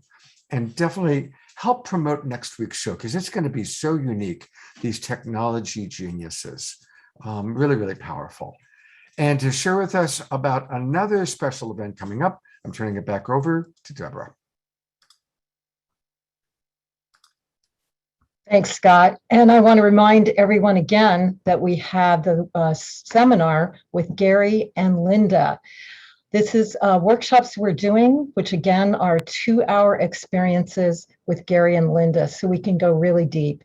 And again, it's a Zoom meeting, so we're all there together and people can be there to ask questions and go really deep to all the wisdom they have to share. The title is Coming into Full Alignment with Gary Zukav and Linda Francis. And they have such a wealth of information to share at this time.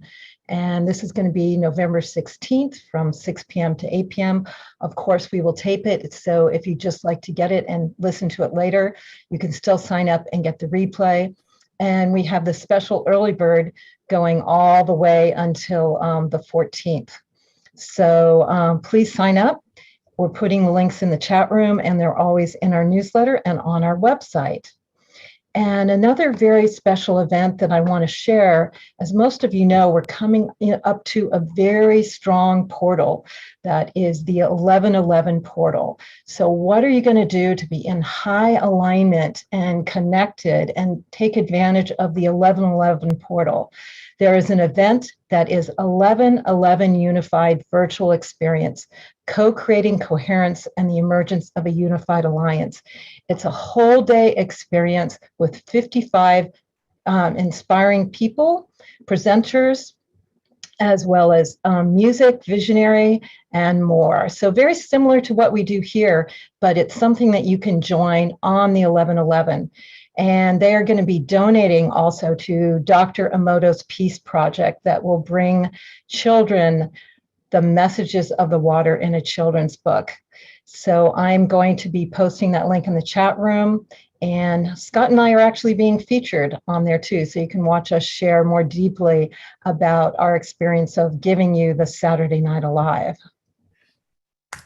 Great. Thank you, Deborah. And yeah, it's Anastara, who is the person who put this whole thing together, is going to be featured on tonight's after show. So you're definitely going to want to watch the after show.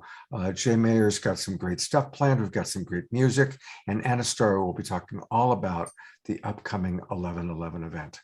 All right, it is time for some more music. Thank you again, Lloyd Barty, for bringing us, introducing us to Namid and Red and Casey. There they are. Hi. So sorry about the sound earlier. Can we do a real quick sound check just for a second so you can confirm that we sound okay? So far, so good. Much better than last time. But Okay, yeah, awesome. We're going to run it for a sec. Let's go.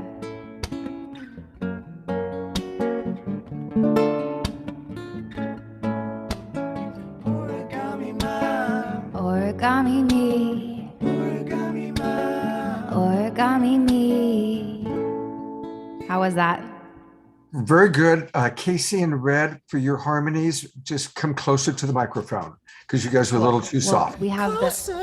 Come a little closer. There you go. All right, this song I wrote is called Garden of Eden, and it's actually about the times up ahead. So I kind of wrote this for all of us and for my own inner child, and yeah, let's go.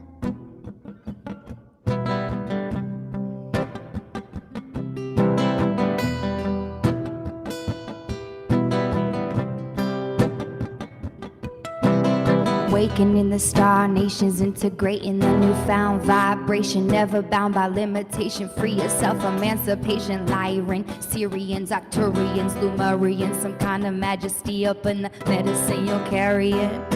Royal codes, truth abodes, Mary's rose, she knows the roads that wind, lead you back to love divine, Kundalini rising up my spine, integrating heart and mind. This is real liberation, embodied prayer, meditation, do not fear destruction, it's a part of creation.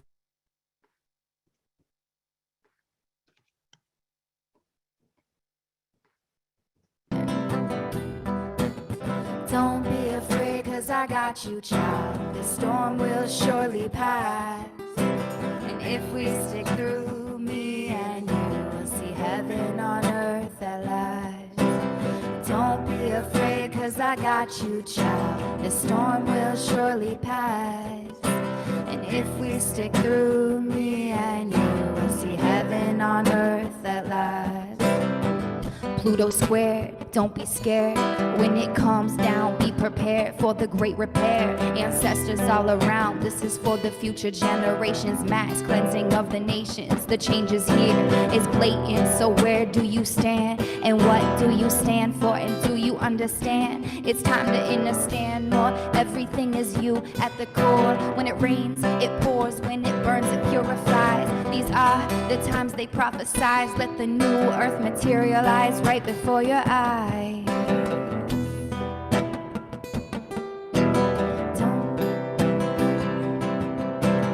Don't be afraid, cause I got you, child. The storm will surely pass.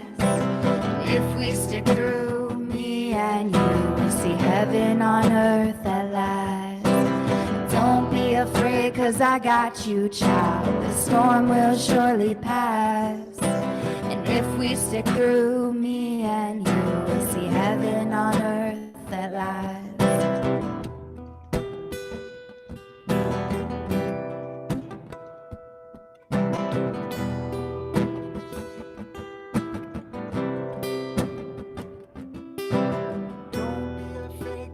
Got you, child. The storm will surely pass. And if we stick through, me and you will see heaven on earth at last. Thank you so much. Thank you very much. I'm going to put, there's your friend Lloyd applauding. And thank you, Lloyd, again for bringing these wonderful people into our show. We really appreciate it. Hello, Deborah. And speaking of Deborah's, I'm going to go now to Reverend Deborah to introduce our next presenter.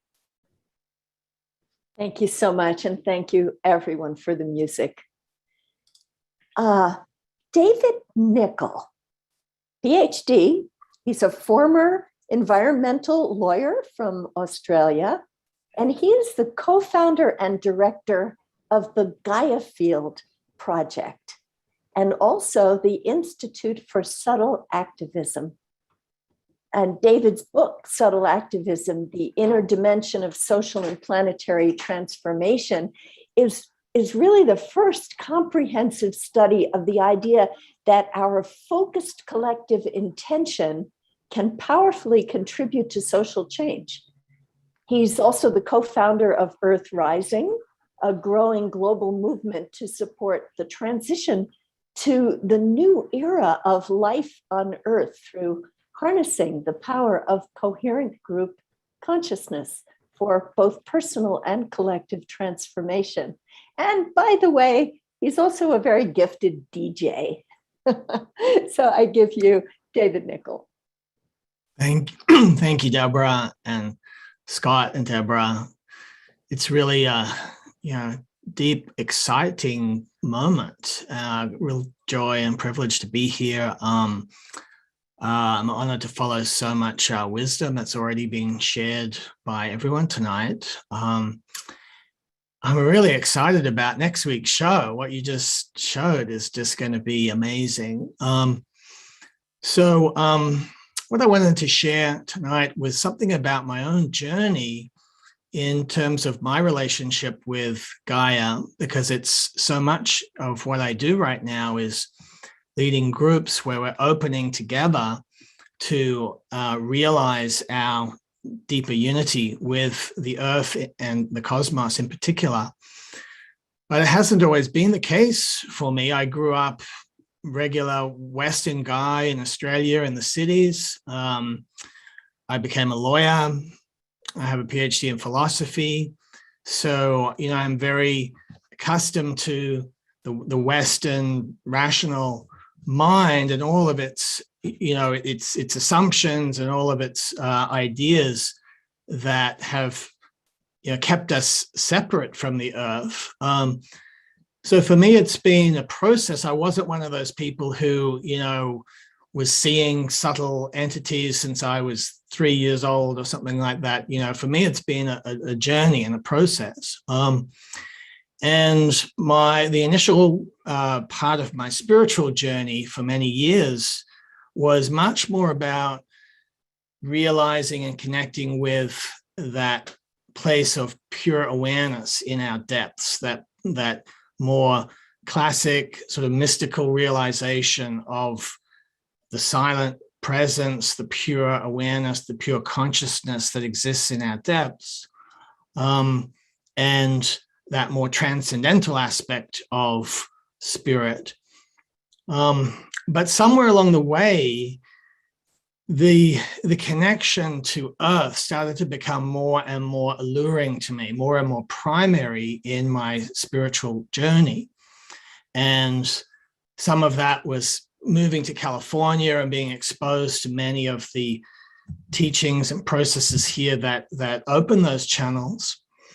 But it's really been this deepening love affair with the earth that has just called me deeper and deeper into this relationship, and this sense that it's that in this moment, it's a particularly important channel to open in our spiritual journey. And that there's a particular spiritual path to realize our unity with the earth that's a little different than realizing our unity with source itself, and we can cultivate that. And there was this particular moment where there was a kind of quantum leap in my journey, where I was sitting by a tree and I was doing a course. I was leading this course where part of the practice was to make an offering to something in nature. And it so happened at the time, I just didn't have anything on me, like tobacco or any of the normal things that you might think of to give to something from nature. And it just occurred to me to offer something to the tree that I always had.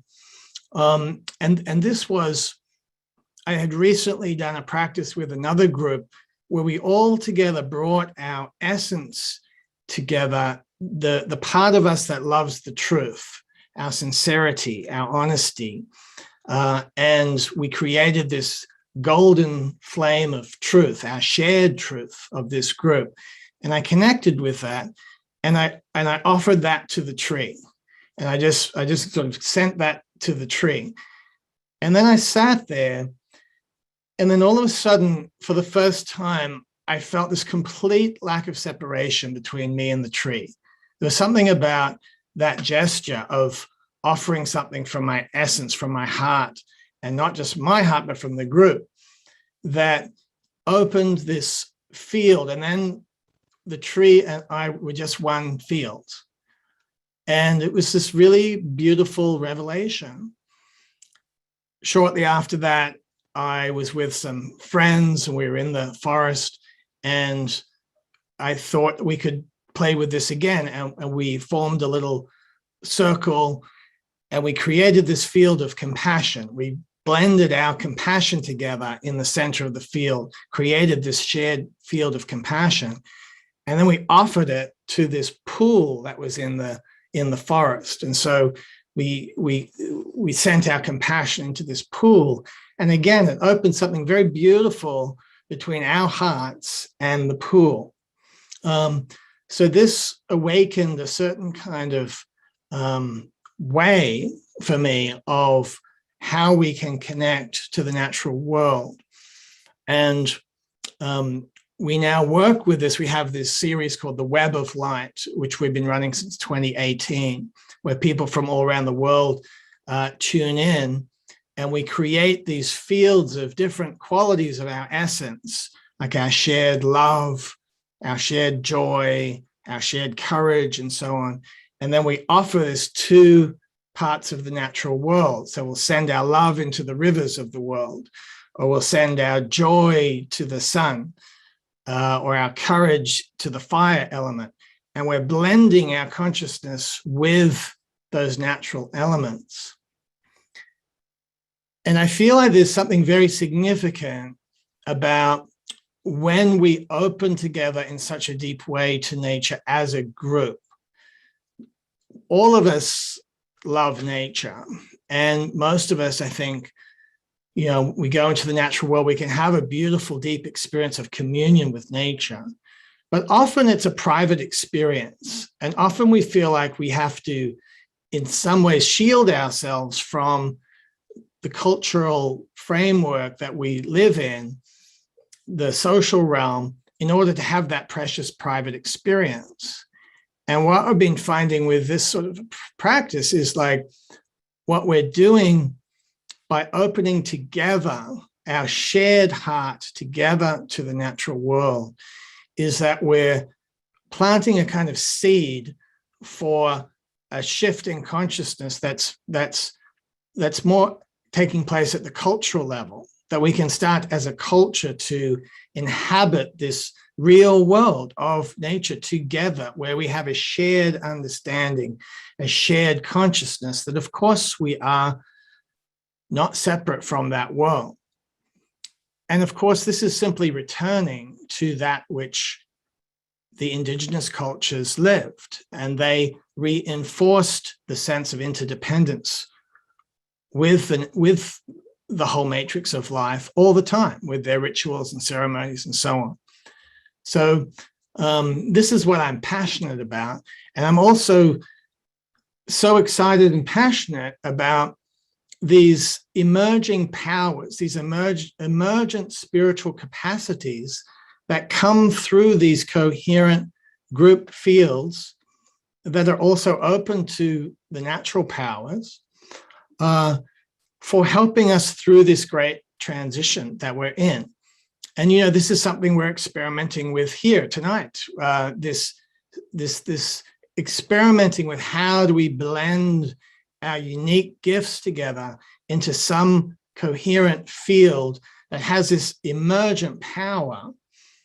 And to me, what's deeply exciting about this is that I feel that many of the collective wounds from the past, the collective traumas from the past that have kept us separate from each other and separate from the earth are now rising up to be healed.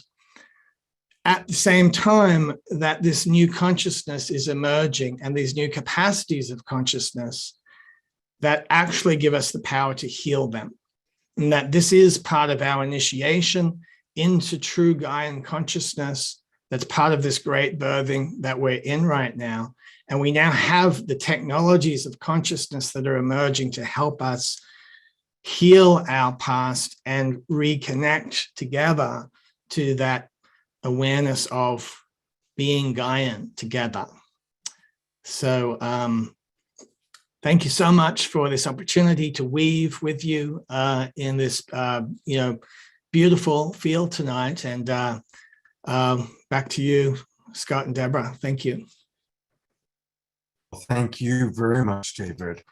And what I love people's journeys of life, and what a remarkable journey of life, and a wonderful example of awakening your life's journey is. So thank you for that, and thank you for the courage, because I'm sure it's not always easy to shift consciousness. I'm sure that there were a lot of friends or even family members that might have wondered, what the heck are you doing, man? Oh yeah. I can imagine. Hey, I want to let people know how people can find out more about you. You have a beautiful website, absolutely beautiful. It's earthrising.one. And look at those visuals and really beautiful things you're doing. The Gayatri Circle, Full Moon Experiential Astrology Series, the Web of Light, Planetary Shamanism. So David, what you and your partner there, Kate, are up to is just beautiful. And I certainly look forward to learning more about you and hopefully having you on the show again. Thank you, Scott. It's just been a joy to be here. Thank you so much. All right. Well, thanks for being with us. Hey, we've got a great after show planned. And just to give you a little bit of a taste, here is a trailer all about what's going to be coming up at 8:30 tonight.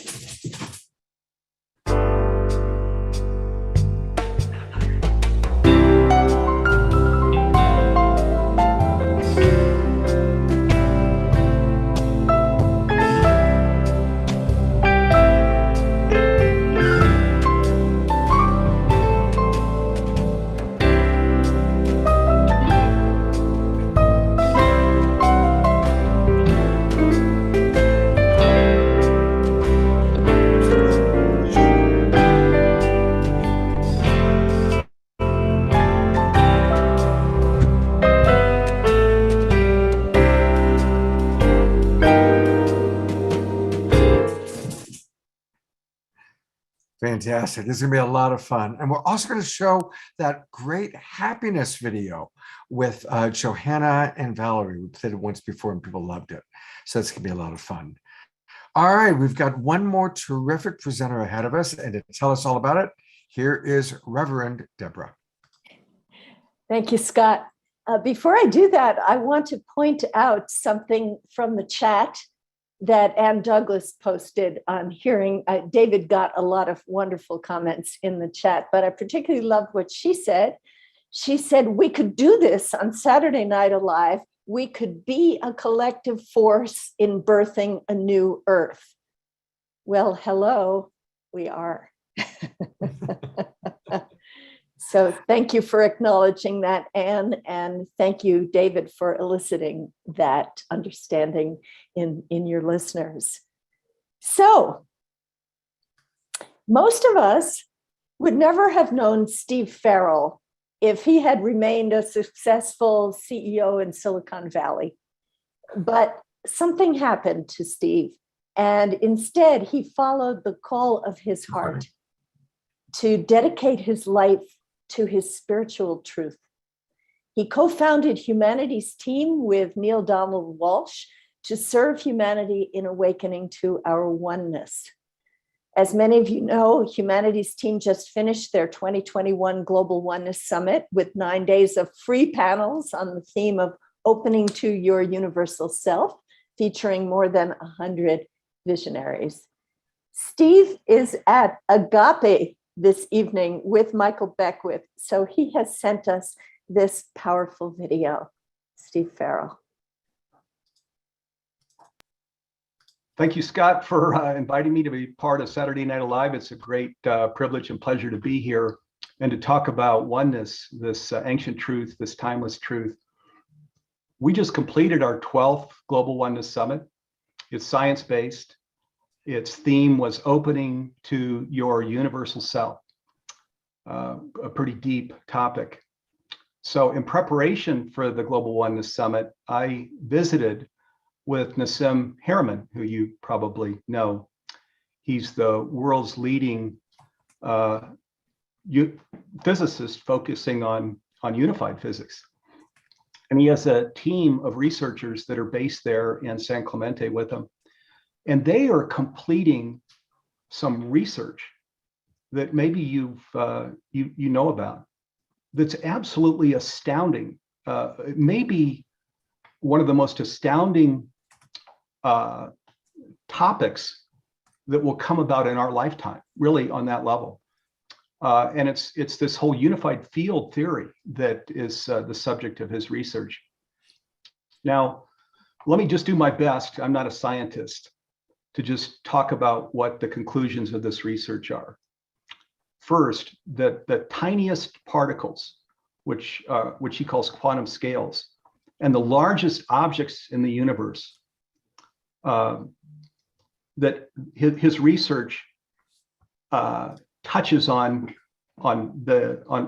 these and the connection between these, and he brings in something he calls cosmic constants, which are equations that talk about the relationship between these smallest particles and these largest cosmological objects, the relationship between them, the creation of these objects from small to large, the evolution of these, the field that is these objects.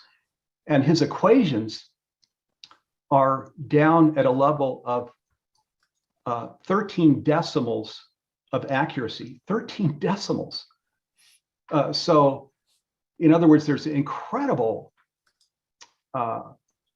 research here that's affirming that everything from the smallest particles to the largest objects are connected, have relationship with each other, and where we understand how creation actually began with the Big Bang and the evolution of the universe. And then maybe most importantly, that the universe is alive. It's alive, it's breathing, it's intelligent.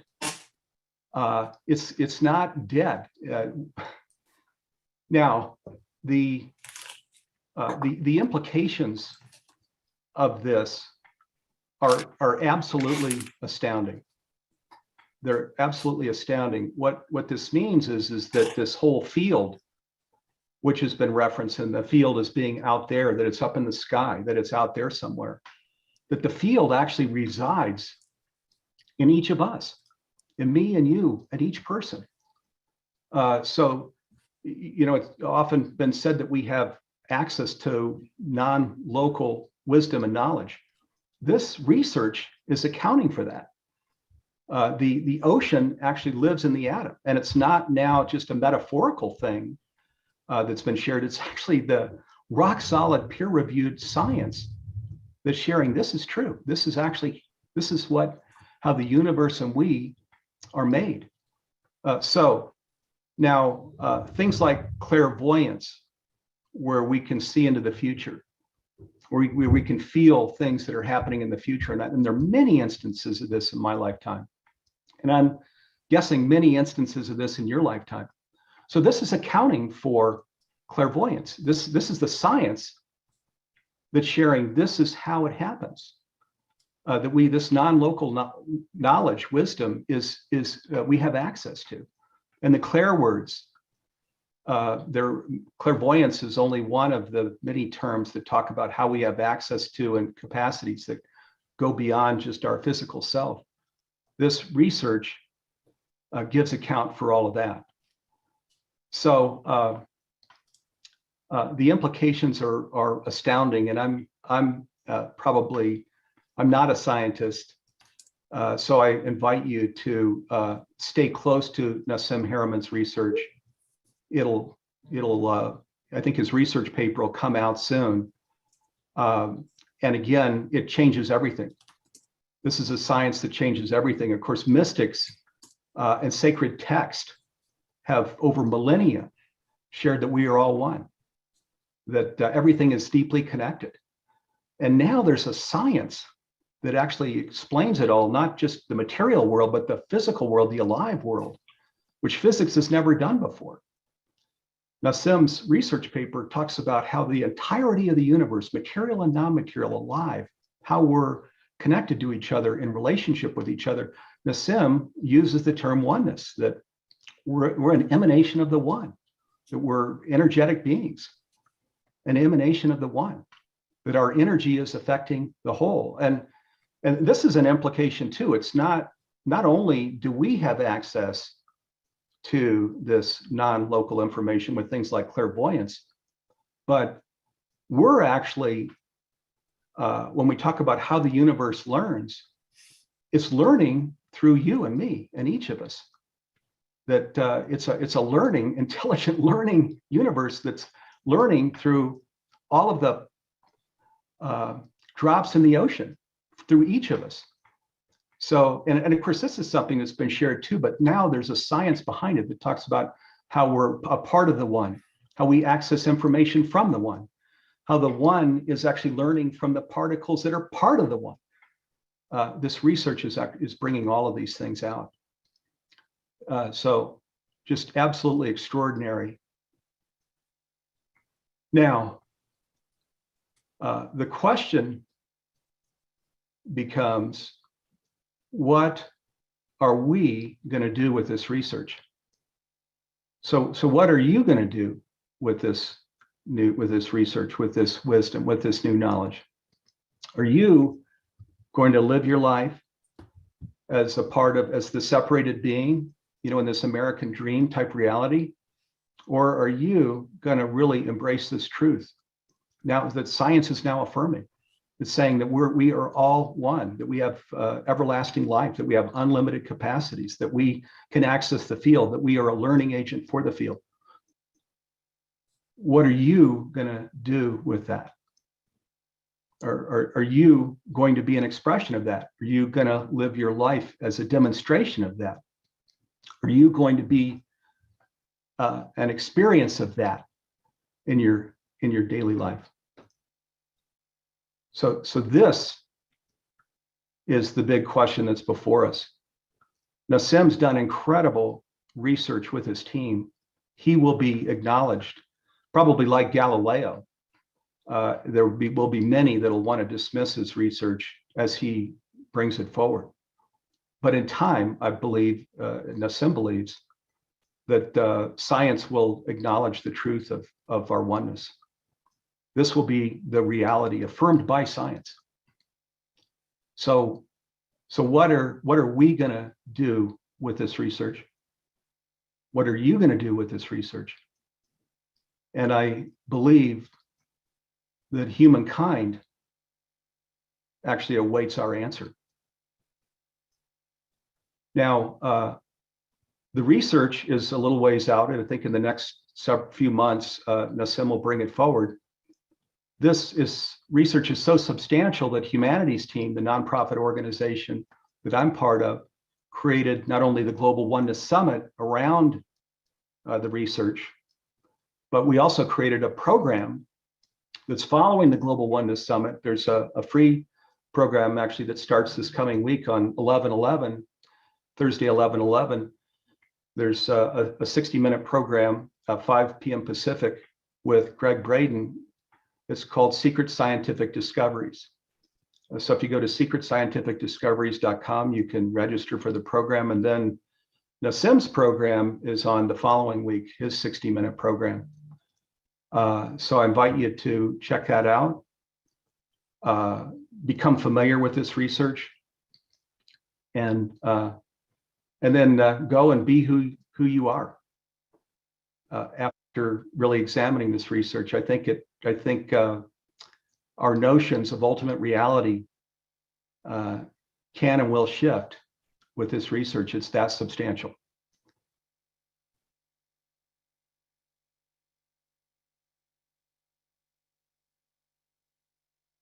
Very, very powerful. When we had Deepak on the show a while back, he pointed out that in the ancient Shastric scriptures written in Sanskrit, the Vedic scriptures written 7,000 years ago, Brahman, God, was defined with 26 principles. 7,000 years ago, spiritual text, God, 26 principles. In our modern quantum physics, the unified field, which we now scientifically understand is everything that is, has 26 principles. And the 26 principles of the unified field perfectly correlate with the 26 principles of God, Brahman, as written 27 years ago, 7,000 years ago.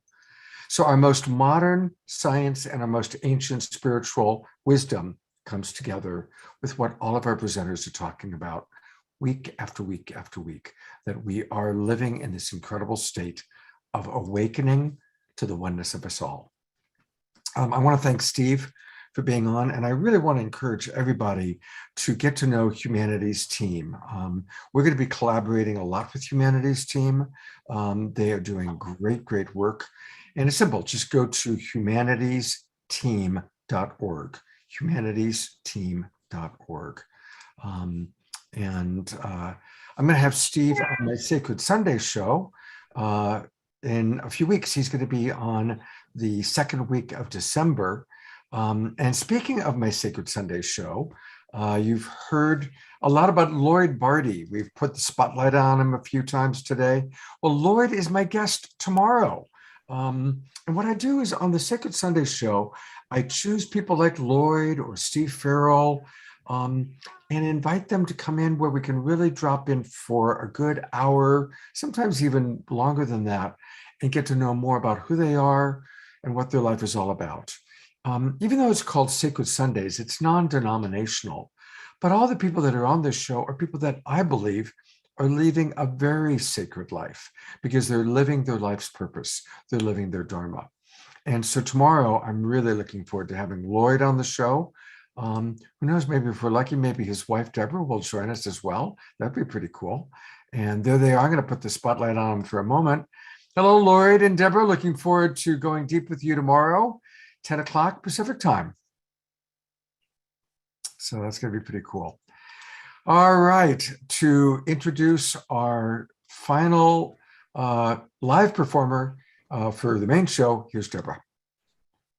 Thank you, Scott. And what a powerful show again. Thank you so much to Deborah and all the speakers.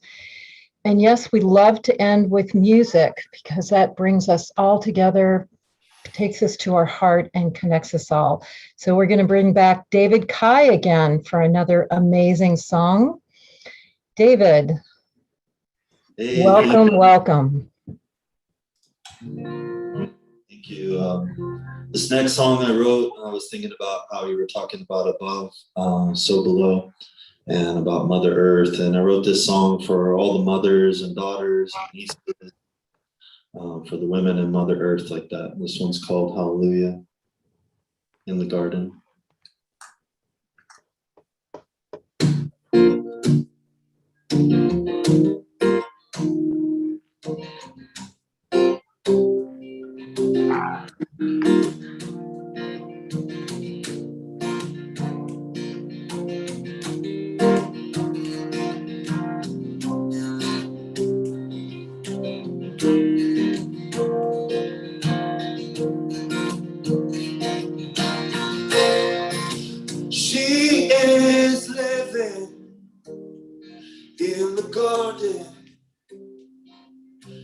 beauty where she believes. And the truth it is calling, and her answer is on the wind. She is praying for her children, for all her children to come back home. For 7 generations, and her prayers go on and on and on.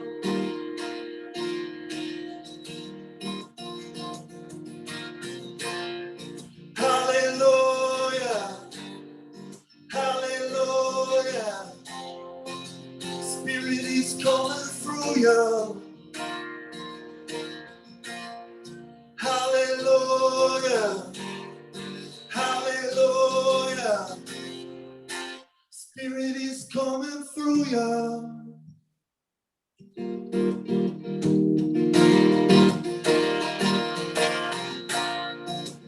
We are learning to give in the way that she gives, and we are receiving in our faith and in our believing. So awaken to our dreams, into all the joy, into all the joy that love brings. 'Cause you are so beautiful, and your presence makes the angels sing. Hallelujah, hallelujah. Spirit is coming through you. Hallelujah, hallelujah. Spirit is coming through you.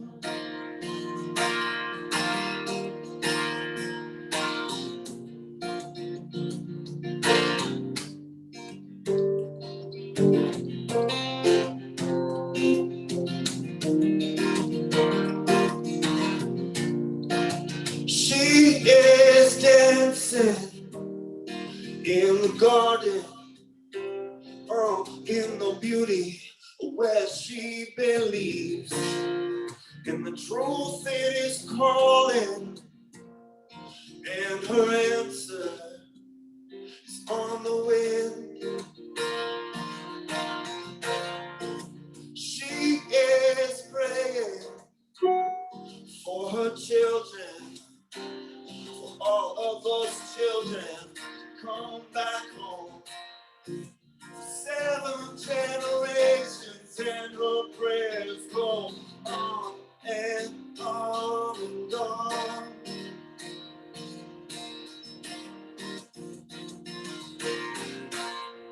Hallelujah, hallelujah. Spirit is coming through you.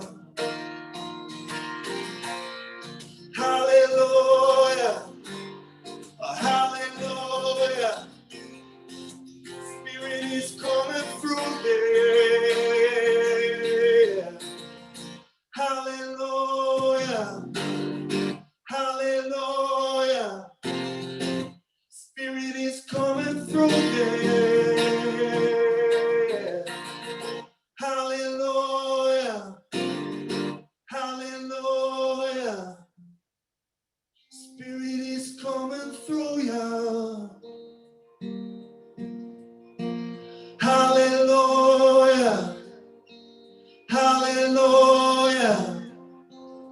Spirit is coming through you. Hallelujah, hallelujah. Spirit is coming through you.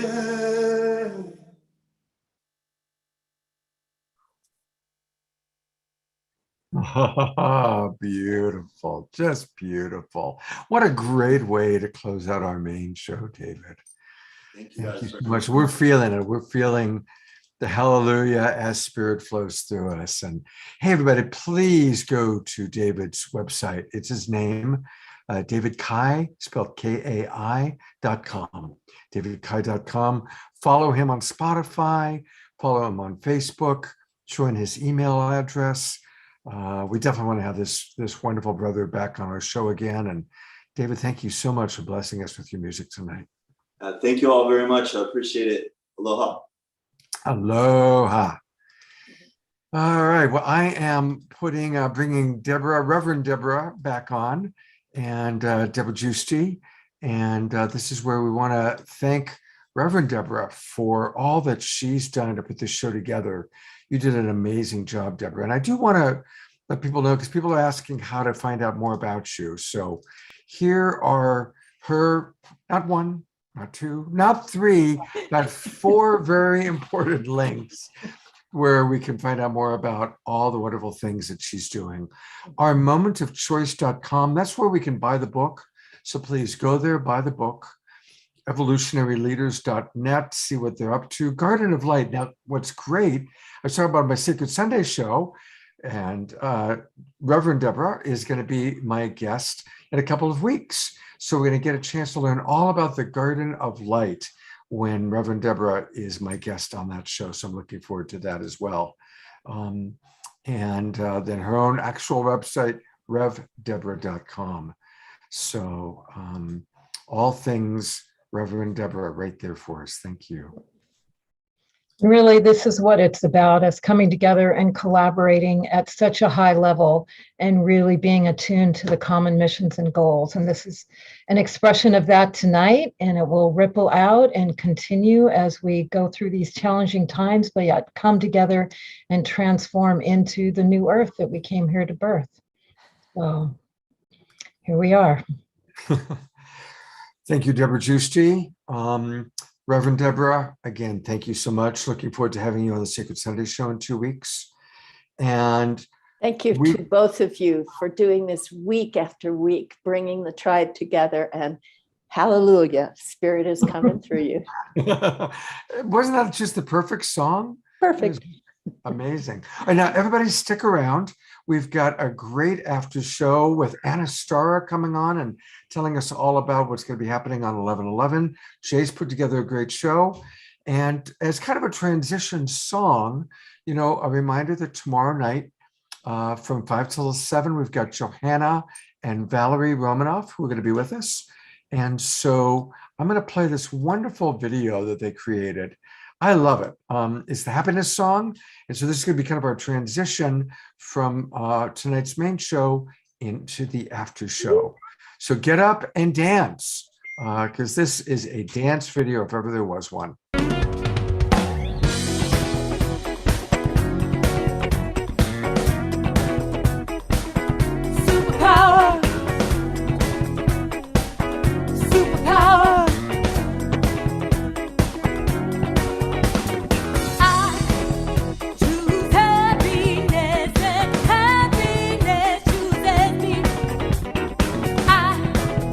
Live in happiness for all the world.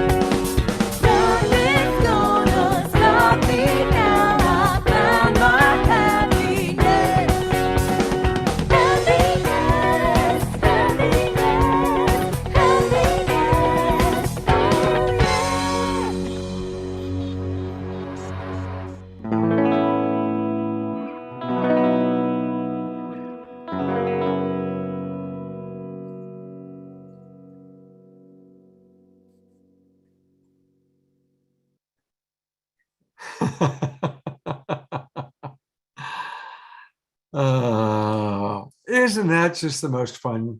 And it's great to see everybody. I saw Gary and Linda moving and grooving and everybody getting into it. So thank you very much. This is the end of our main show, but stick around for a great after show. I do want to mention again that tomorrow night, you can see Valerie and Johanna and Sean Jay, and they've put together a really cool show from 5 till 7 Pacific time. So please join us. It's really going to be a lot of fun. And it's only $22. And we'll all be together, and it's going to be a Zoom meeting and interactive and music and magic. So please do join us tomorrow night. It's going to be a lot of fun. Okay, it is 8:29, and I am now going to turn things over to Jay Mayer for tonight's after show.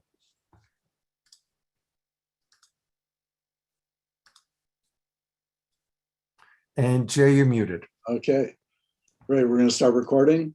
We are recording. Well, I'm going to start. I wanted to start on my machine. Okay. Anyway, well, here we go. I'm going to start with this video. Not that one. This one. One second. Here.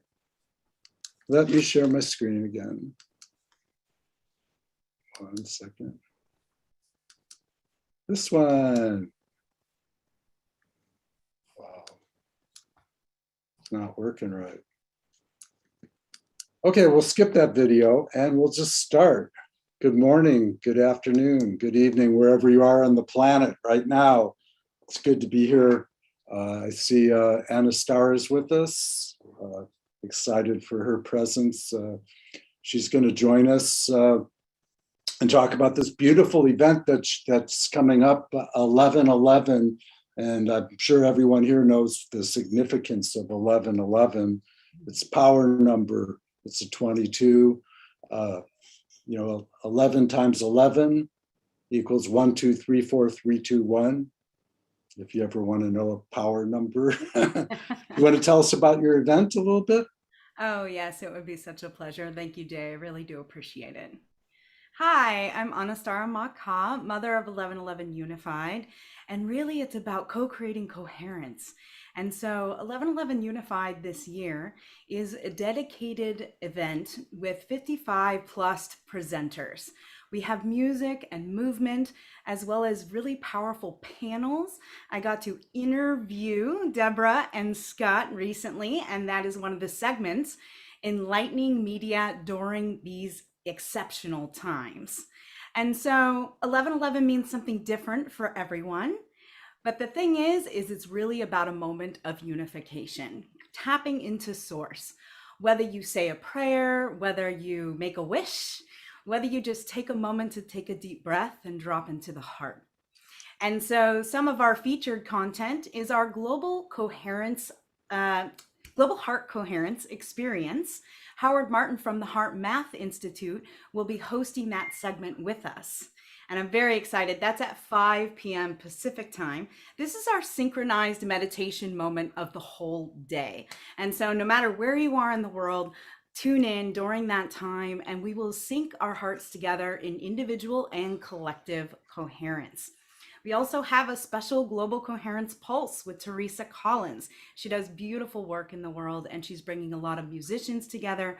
Marshall Lefritz, Gary Malkin, and others will be joining her for that Global Coherence Pulse.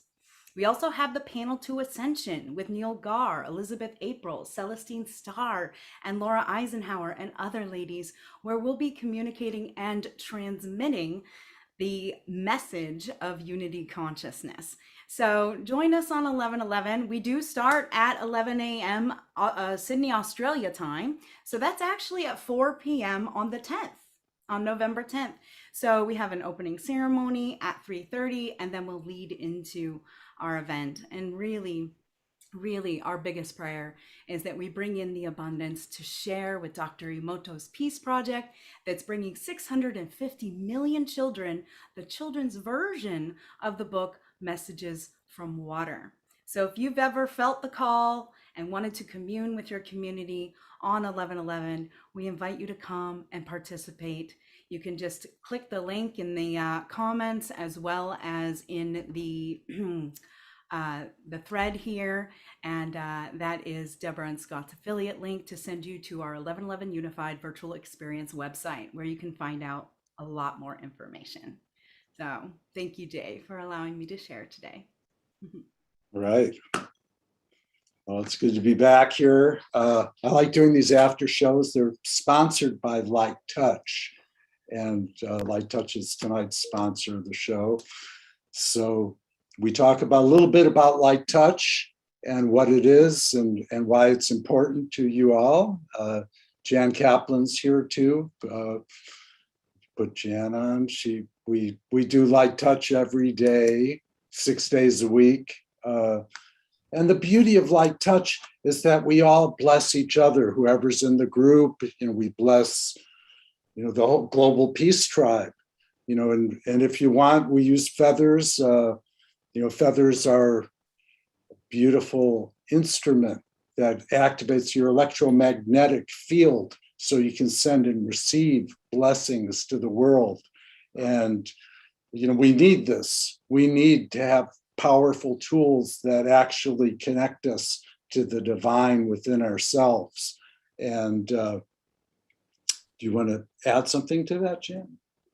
Well, it's truly amazing, when Gary Zukav talks about going beyond our senses, and we're using the power of touch to send our blessings. So, as in ancient days, people would, put their hands together, so truly, that works as well. But, it is really fun to ignite the spark of our intentions and our prayers in a group. And that's kind of what David Nicol was talking about as well, going into the forest and sending blessings to the rivers, sending blessings to the sun. And so we get together and we have a wonderful pod of people, and we call ourselves a pod, like a little dolphin pod.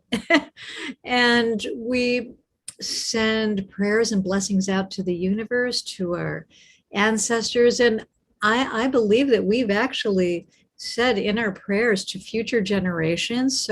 So many of the concepts from tonight's show comes through in our intentions and in our prayers when we do Light Touch. So I kind of think of it as an amplification system for our prayers and our intentions, and it's always for the greater good of all. So that's what I wanted to share about that, Jay. It's true. And let me click this right here.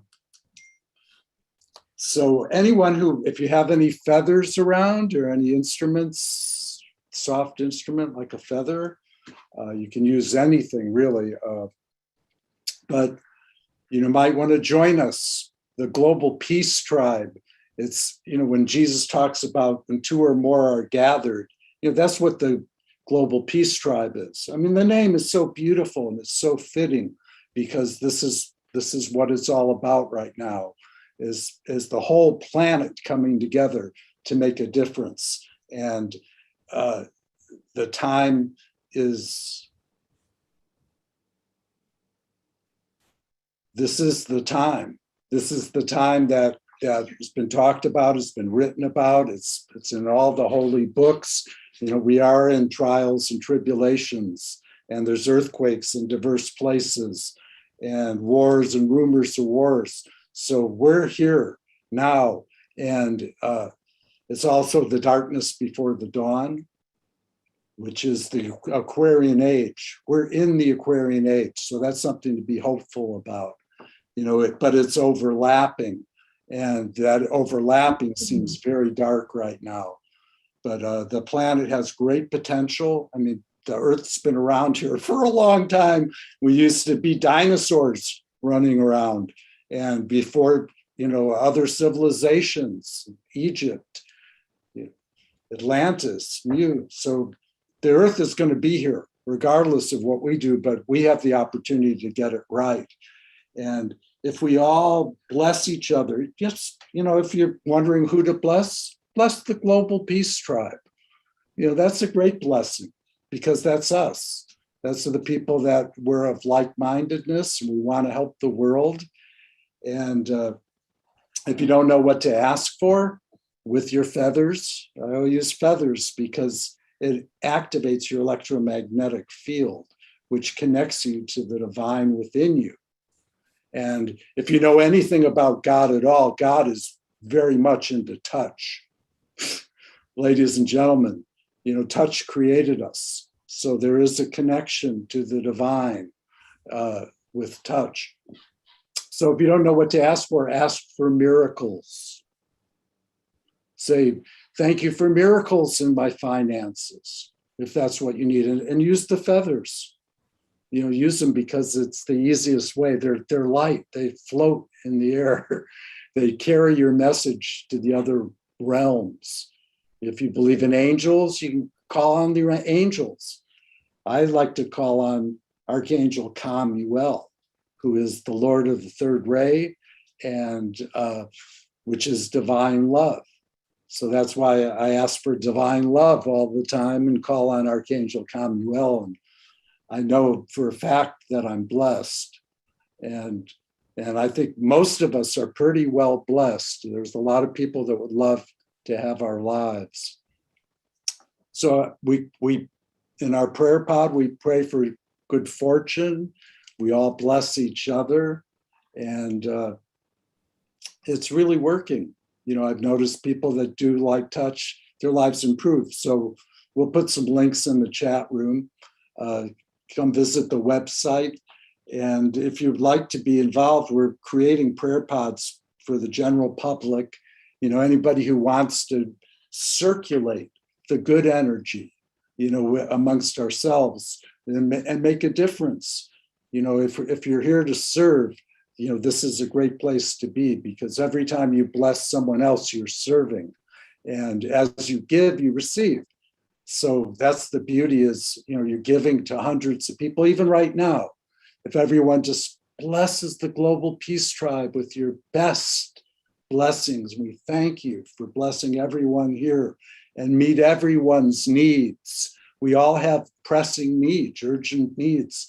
And if we learn how to ask, if effectively, those needs will be met and the universe will open up doors, and this is the power of God acting in our lives, or spirit, or magic, whatever you believe. We have these magical powers. And we're going to talk about a lot of things tonight. Miracles, good fortune, divine love. Thank you for divine love. I do this every night, and we do. People in our prayer pod, you go to sleep at night, your head hits the pillow. First thing, thank you for divine love. If that's a priority, or thank you for magic and miracles and magical miracles. We're very blessed here tonight to have Teresa with us too. We're going to show her her transmission at Harbin. This is back in a few years ago. It's really a beautiful musical piece. Are you ready to come on? I'll yes. Yours. Yes. Say yes. Yes. Thank you. I'm looking forward to seeing the video. It'll bring back wonderful memories. Yes. So was this a special day there? Or, it was the Day Out of Time. It was called. Louder. Can you hear me just fine? Yeah. Oh, good. Yes. It was a very special Harbin event. And it was called the Day Out of Time. And yes, we're going to play it, and maybe I'll do a little prayer after the video. Sure.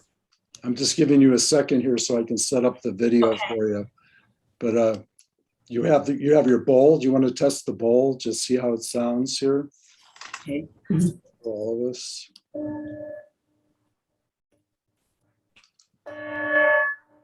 Is that good?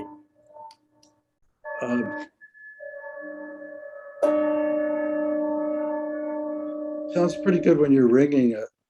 Yeah. Well, I'm going to be singing or a little bit with it, just chanting something I think you're playing the video first, though, right? Right. Yeah, I'm actually trying to play right now, but my software is not helping me too much. Okay, let's try this. I'm going to see if we can share a screen here. We might come back to that 1 second if, let's see, 1 second. Yeah, be right out.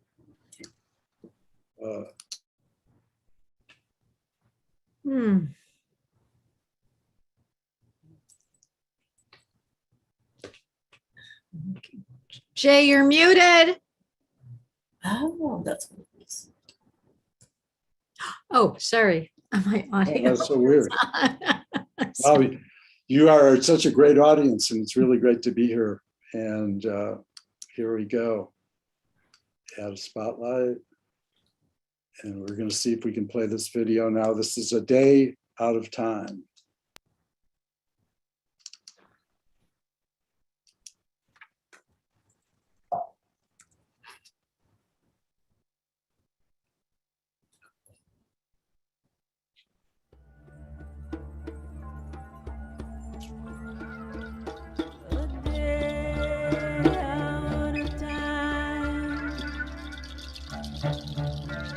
Let's see it.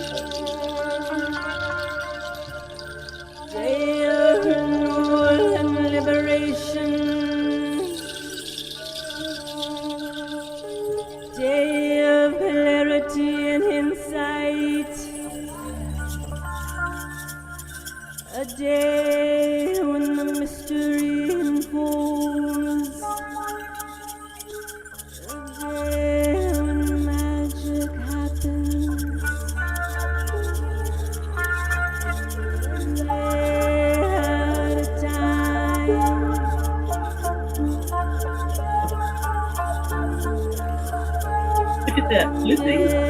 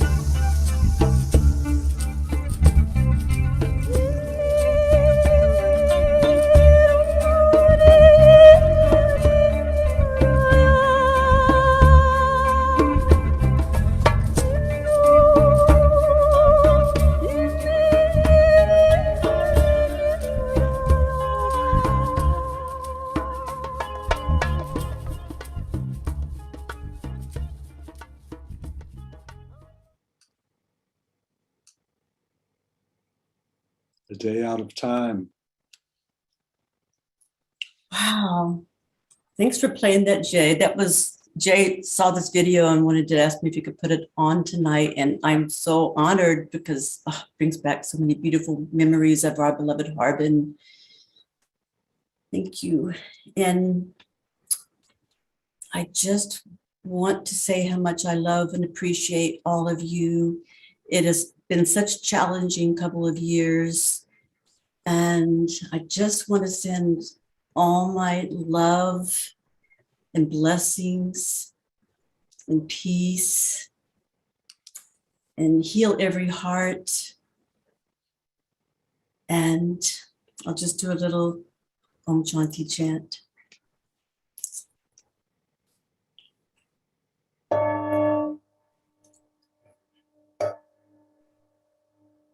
Om Shanti, Om Shanti, Om Shanti, Shanti,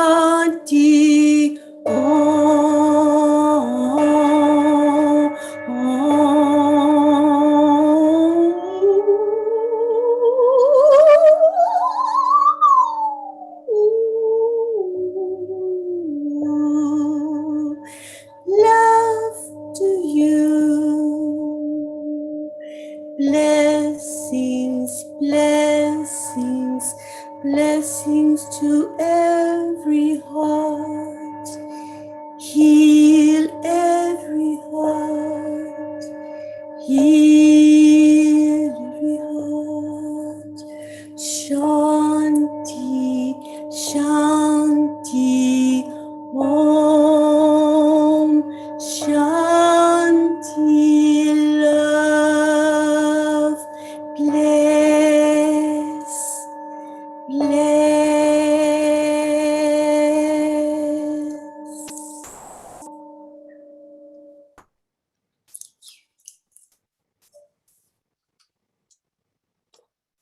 Thank you so much.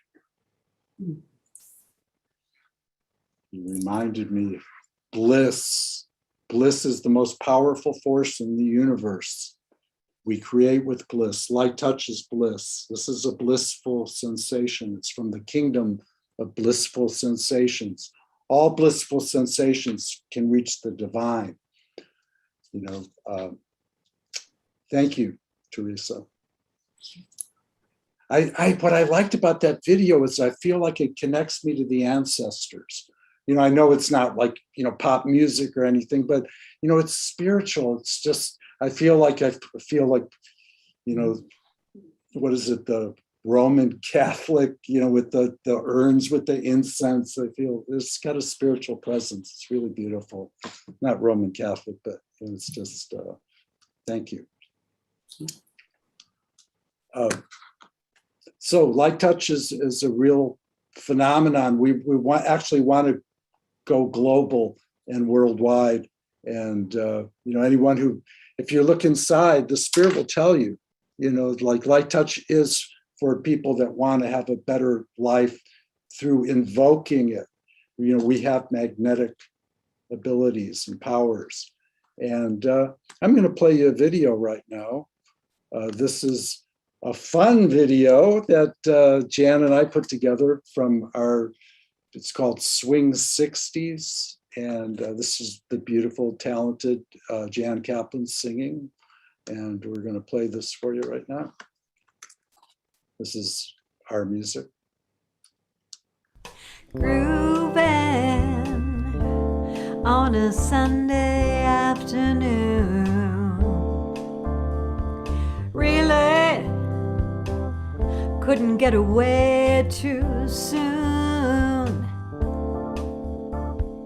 I can't imagine anything that's better. The world is ours whenever we're together. There ain't a place I'd like to be instead of grooving down a crowded avenue. See, we're not getting any sound. There's no sound. Doing, yeah, anything we'd like to do. You're not getting sound? Did you say you weren't getting sound? There's always lots of things Now we we do. can Now we're see. getting it, but we weren't before. Can be anyone we like to be.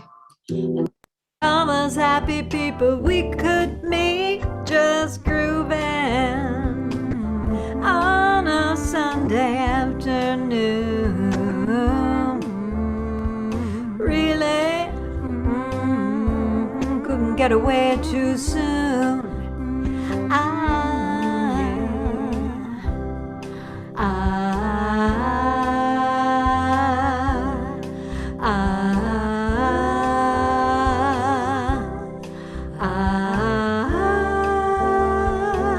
We'll keep on spending sunny days this way. We're gonna talk and laugh our time away. I feel it coming closer day by day. Life would be ecstasy, you and me endlessly grooving on a Sunday afternoon. Really, couldn't get away too soon.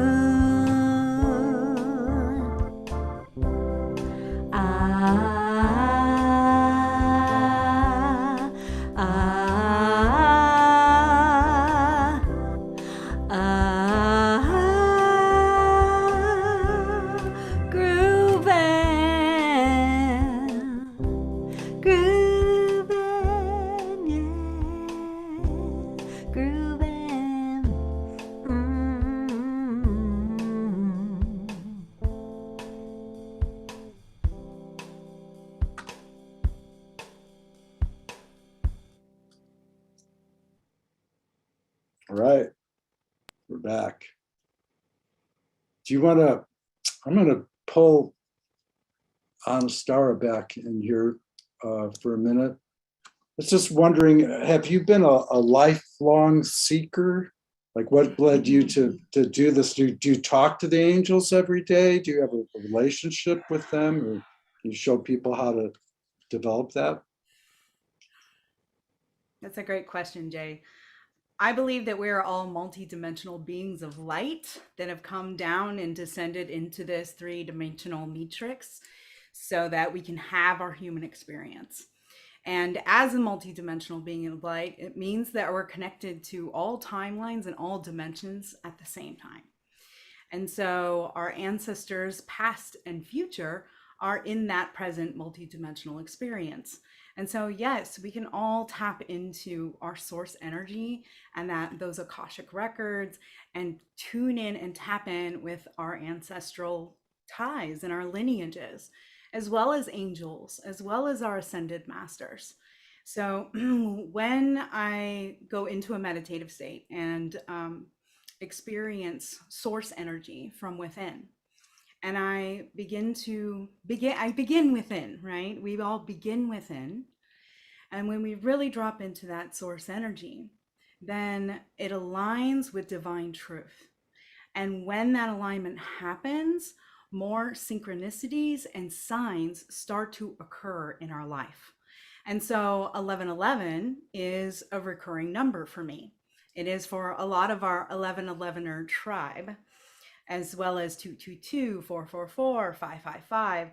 And these repeating number patterns is how the universe speaks to us. And so when we're guided by these numbers, if you see 1111 on the clock, sometimes twice a day or in other areas of your life, then it's just that tune in, it's that message, it's that signal from source that you're aligned and that you're synchronized. And so I believe all of us have the capability to tap into source, to be the creator of our reality, and truly understand that we are all connected. As he was speaking earlier, I can't remember his name right now, but he was talking about Nassim Haramein. I think it was Steve Farrell. And Nassim's work is really about discussing the quantum reality and how science is now merging with spirituality. This ancient wisdom of spirituality is merging with quantum physics and science now, because they are literally proving that we are all connected, that the divine matrix itself holds infinite possibilities. It's not an empty vacuum. And so instead of focusing on the 0.0001% of dense matter in this 3D matrix, we can focus on the 99.99999% of infinite possibilities. And when we tap into that and we understand that, our life is infinite. Possibilities are endless. Anything is possible and everything can happen. Everything is possible and anything can happen. And so when we align with those synchronicities and signs, then we are actually in tune with our source, with our divine self. And so I was born Candace Corvus Cause, and Anastara is now being birthed through me. It was a name that came to me about 15 years ago through a psychic reading. And my husband and I said, oh, that's a beautiful name. We can use it when we have a daughter. Well, we never birthed a daughter. And so the name started coming forward more and more, and the mission and the vision of bringing and bridging community together to unify and to really, really tune into what unity consciousness means, to move away from the separation narrative that divides us and into unity consciousness vibration, raising our frequency to divine love. We are all multidimensional beings of light, capable of divine love. And when we operate from love, mission, purpose, passion, everything aligns. And so that's why I've asked people to start calling me Anastara, because it reminds me of my divinity. It reminds me of my connection and my multidimensionality. So, And how do they do that? I mean, how can we call in the divine? What works? well, yeah, everybody has their own practice. For the longest time, I was not a sit-down meditator. I actually got into my flow state through hoop dance and using the hula hoop as a tool to connect my mind, body, and spirit and work and move my Kundalini energy. And so some people dance, some people sing, some people paint. But when we get into that flow state, we are channeling. We are channeling the divine. Whether you're writing a book, whether you're painting a picture, we are channeling with the divine. And so everyone has their own way to tap into that. Yeah. I found that I've been a meditator since I was 19. Mm-hmm. And I used to sit, and it was so hard. I'd sit for so long trying to get relaxed. And finally, 20 minutes later, I'm relaxing and I fall asleep. But what I love about light touch is that you can immediately go into state. Instead of sitting there for 15 minutes to relax, you do a little light touch and you go, thank you for miracles. Mm-hmm. This is a meditation. Mm-hmm. It's combining the touch and the mind and the breath and your intention. And you can actually, it's so much better than trying to relax, which is a lot of work. It's stressful. Well, these days there's a lot of tools. There's a lot of tools to use. For instance, I use a meditation app on my phone called Synctuition. And it's these not visual, they're audio tours. And they basically start with some words and a beautiful incantation, and then it moves into music. And it really is about developing and cultivating your intuition. And so it's only 22 minutes long, and they've proven scientifically that it actually achieves approximately 4 hours of meditative state. So in 22 minutes, you can accomplish that through the binaural beats that they've created. It's beautiful. There's world music. There's so many world-renowned musicians that have been a part of creating those audio tours. So there's lots of tools to use as well. And touch is definitely one of them. Great.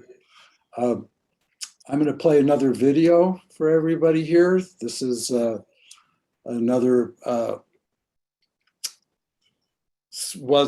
I'm a big fan of the 60s. You know, like there's just nothing like the 60s musically and artistically and creatively. And this movie, this video is from, it's from the 60s. So here we go. All right. It's a medley. Hope you like this one. Here you go. Please let me know if you can't hear it for some reason.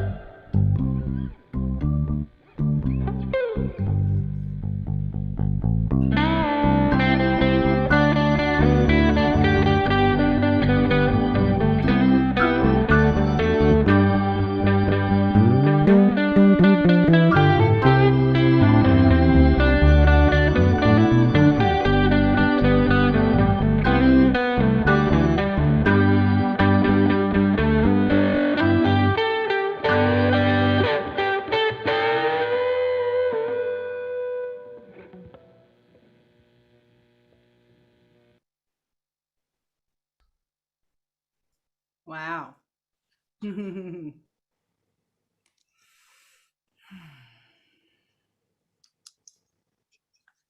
That was me playing keyboards. Was it really? That was amazing. Thank you. You know, the image of those triangles kept coming up, and I know that you wanted to actually talk about Egypt for a moment. Right. Mm-hmm.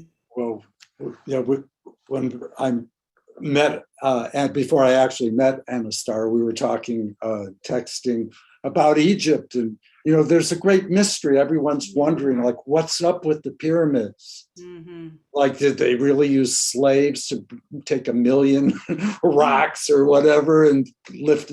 They weigh 5 tons each, and they're perfectly placed, you know, so. But there is stories to the pyramids, and this is ancient civilizations, obviously, and extraterrestrial consciousness. A lot of people say that, you know, the reason that we even exist is that we were cavemen, and that, you know, that aliens, you know, made it, you know, with humans and, you know, created life. That's you know, intelligence, but. Supposedly there's a hall of records underneath the pyramids. Like if you just go all the way down, you keep going, you keep going, you keep going, there's a hall of records. You know, as tall as it is, if you go underneath deep, there's an entrance down there. And that's all the answers of every question that you ever want to know about what's really going on. But it's really simple. You know, right now we're here. Like if you look at the Earth, it's crucified, ladies and gentlemen. This is a crucified planet. It's also known as a yin yang, light and dark. So, you know, we're here, and the Earth is going to be here. So, but we have the opportunity to learn our lessons, and hopefully, we can make it easy on ourselves. Take the high road. Yeah. Well, I really feel that the pyramids, as well as multiple sacred sites on the planet, they're put here for a reason. They're meant for something. And so many of them are still sitting dormant, and they're ready to be activated again. And we're ready to be activated by them. And so part of the 1111 Unified Vision is that in the future, we hope to take sacred pilgrimages to the sacred sites, where we can be creating sacred ceremony there on 11/11. And then we'll be filming it and sending it back to the virtual event so that people can view it from their home or at a local event in a nearby city. And at home too, you can even wear your VR goggles. We plan on filming in 360 technology. And so on the VR goggles, you'll have your own avatar, and then you can be present there with us at the site. So for people who can't travel or just don't have the money or they're handicapped, they can be present with us, and we can activate these sites and be reactivated by them. They're all meant for a reason. They bring energy into this world. Some of them are considered portals. And so who knows what's going to happen. Like, I really, really am curious and want to study and build a team of cohorts and organizations that will go on these pilgrimages with us and take readings of the frequency at the site and see if there's a shift before the ceremony and after the ceremony. Because I really believe that when we raise our frequency, that we can activate these portals, and who knows where they'll lead us to. Maybe we can be at the pyramids and go to Machu Picchu, or be at Machu Picchu and go to Stonehenge. Like, who knows? And so it's very, very exciting work that everybody's coming together to start and do. And this vision is not just my own. This is a collective vision. So many people are doing this. In fact, I just learned of an event called the 1111 Ceremony for the Earth. They're based in the UK, and they will be going to a sacred site and having an hour of silence on 11/11 at 11/11. And so this is a planetary mission, and it's really exciting. Yeah, it was exciting because you were talking about, you know, beaming to other places. We're already doing that.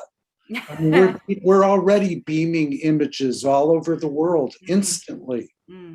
Instantly, we can send pictures and movies anywhere. So we're you know, teleportation is it's within reach. In this lifetime, they could be doing this. We're operating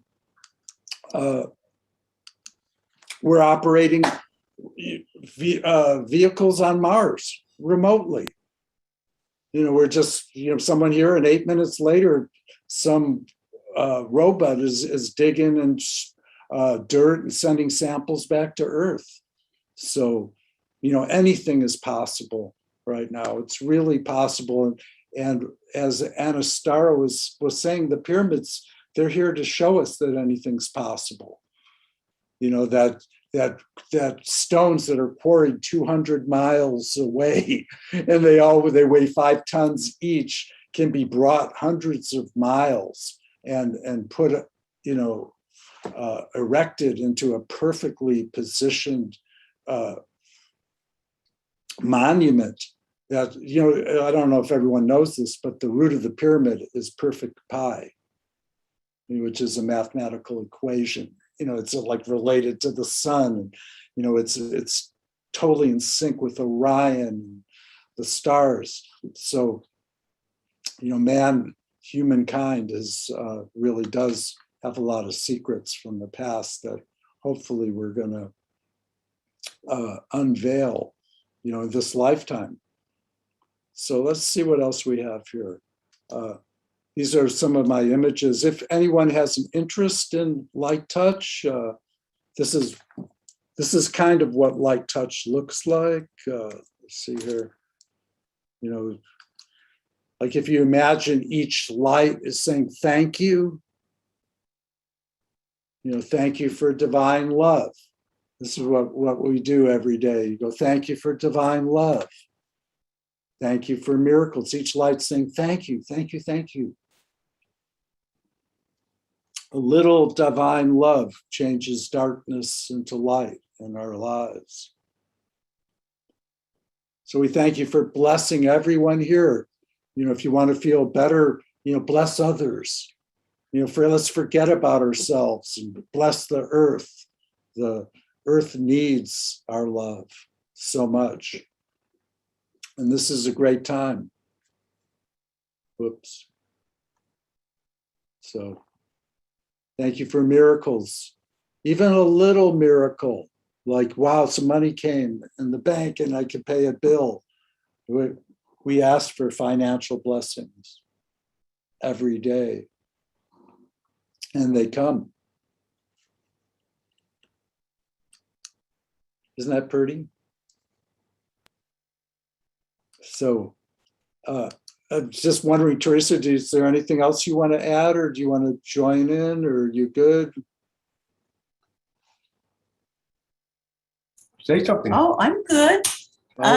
My name is Teresa Bell. It says Teresa up on the little Zoom thing, but my name is Teresa, Taressa Bell, Bell, and I can be reached with my name, Teresa Bell 7@gmail.com. If anybody wants to reach me and say hi. So the spelling, Teresa Bell. You can sing another song if you want. I'm good. That's the one thing I just noticed. I didn't have anything planned. Okay. Thank you. I've been to the pyramids, and it's absolutely amazing. You feel like you're on another planet. And I had a very interesting experience when I went in there. We went with sound healers, and we had a didgeridoo, and we all got took turns laying in their sarcophagus and getting didged, and having a sound healer type voice like Teresa's sing to us. And then I went down in the bottom in the what's called the pit, and I spun, and I was hoping for life-changing experience. So on the way out, I was one of the last people out, and I went to grab the handrail, and I got 220 volts of electricity shock. I was suddenly I could not let go of the handle. I was just completely getting electrocuted badly. And finally, and I saw a flash of light. Finally, it stopped, and I flew backwards. And so I got my wish of having a profound experience. So I thought that would be a really good time to write some kind of a really cool spiritual book. I got a bunch of sound healing, and then I got electrocuted in the pyramid. Wow. But yeah, if anybody's never been to Egypt, when you go to those pyramids and you see the hieroglyphic, the things on the walls and things, you go, you know what? They're not telling what really actually happened. We do not have a connection to that history that is being told accurately. It wasn't the Egyptians alone. It was before them, but they took credit for it, and that's okay. But anyways, it was a wonderful experience. I had my 11-year-old birthday in Egypt. How can you get electrocuted at the pyramid? There's electricity there. What had happened, there was a fluorescent tube, and I was in shorts, and there was a fluorescent tube lighting at the bottom of the way to come up the stairs. And I either kicked it or it just popped, but there's argon gas in that thing. And so when it popped, it found the nearest ground, which was my leg, because the gas, is conductive. That's my theory. So I must have looked like that movie, The Thing, getting electrocuted. I'm just like, it was really intense. And the only reason I flew back is because after it stopped electrocuting me, I was trying to get away so hard, I flew back, and I just cut my hand a little bit. But that was the last stairway getting out. So the next thing that happened, I come out, and it's sunset over the whole Giza plain, and I'm just like, oh yeah, I got my wish. I had my 12-year-old birthday in Egypt. So, Wow. all those places, I was 11 years old when I was there. And that was the coolest thing my parents ever did. I thought they were really cool for a short time there.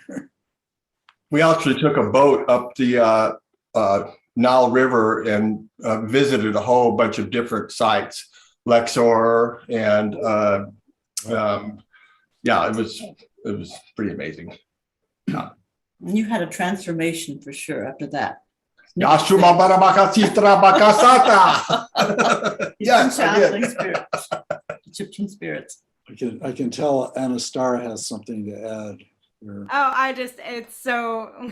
It's amazing because everybody has their own experience in the pyramid. And I wanted to share mine because I was there earlier this year in March.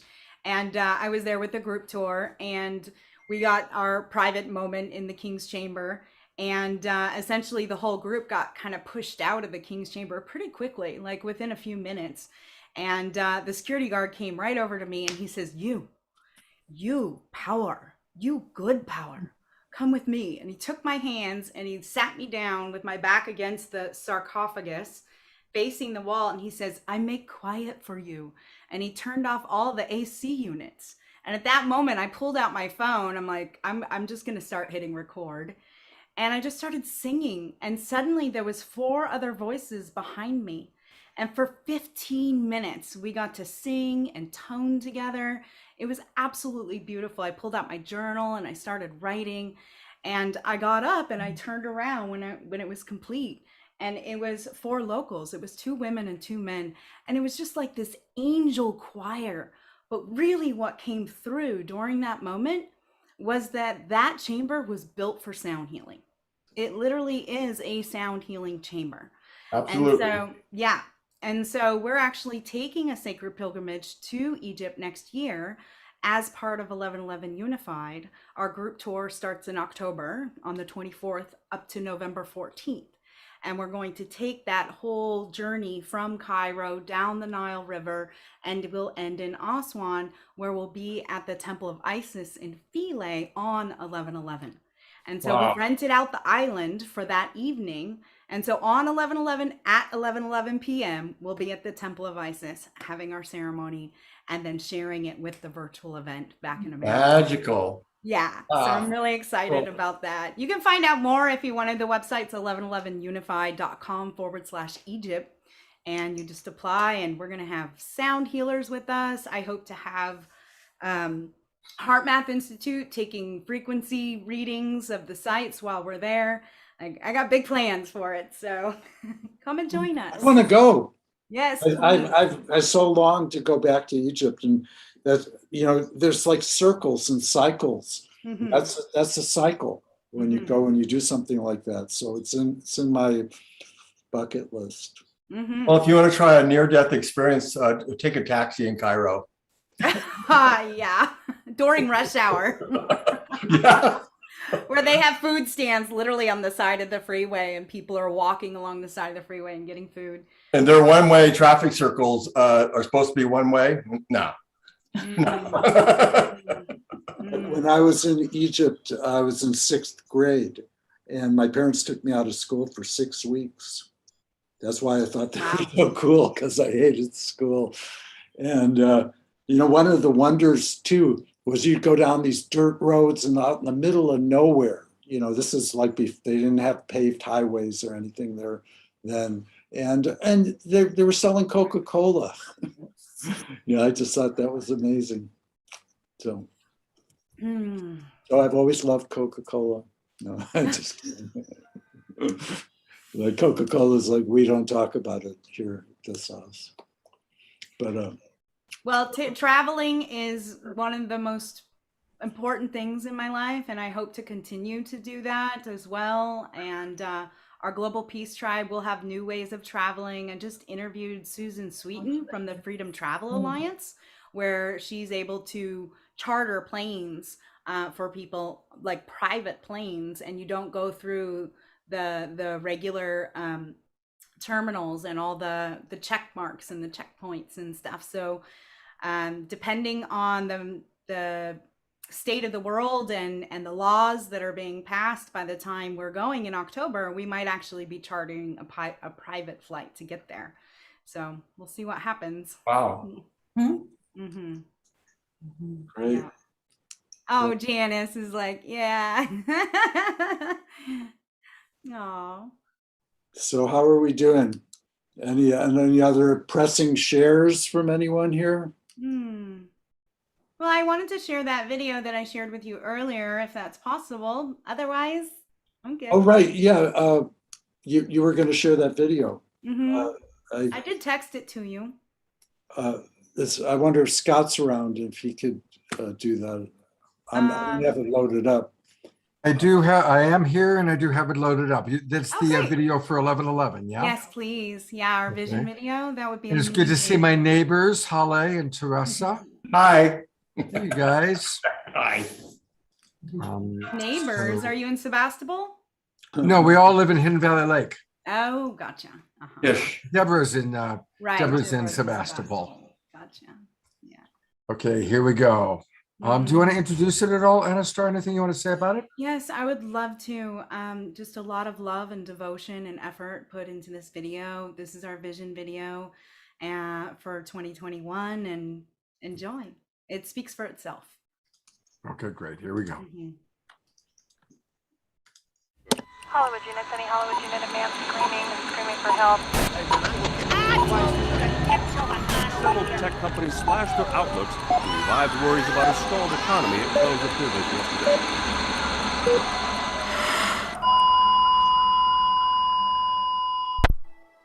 The world is in extreme dissonance.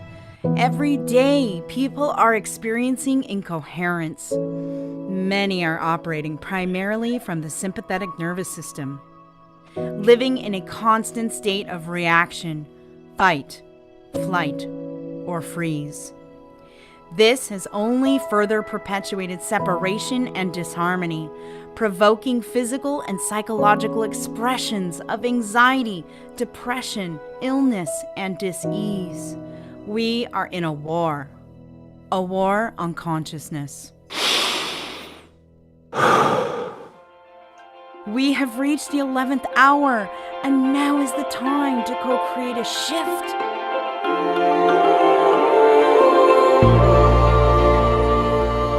We must pass through the portal and into our new birth, unified together. Let us begin within. and learn to cultivate more practices that bring us into deeper coherence. We are envisioning a new state of being, resulting in more inner stability and peace. Our individual healing is our collective, in turn supporting us all and our emotional, physical, and psychological well-being. 1111 Unified is committed to bridging community together, creating partnerships with fellow organizations, scientists, mentors, healers, and experts in their fields, sharing their ever-growing wisdom and assisting us in co-creating our New Earth octave. Now is the time to organize our unified alliance of peaceful warriors, pioneering visionaries, way showers, and path changers. Let us form the bridges necessary to collectively unify and co-create coherence, ultimately benefiting us all and our future thrival. Welcome to 1111 Unified.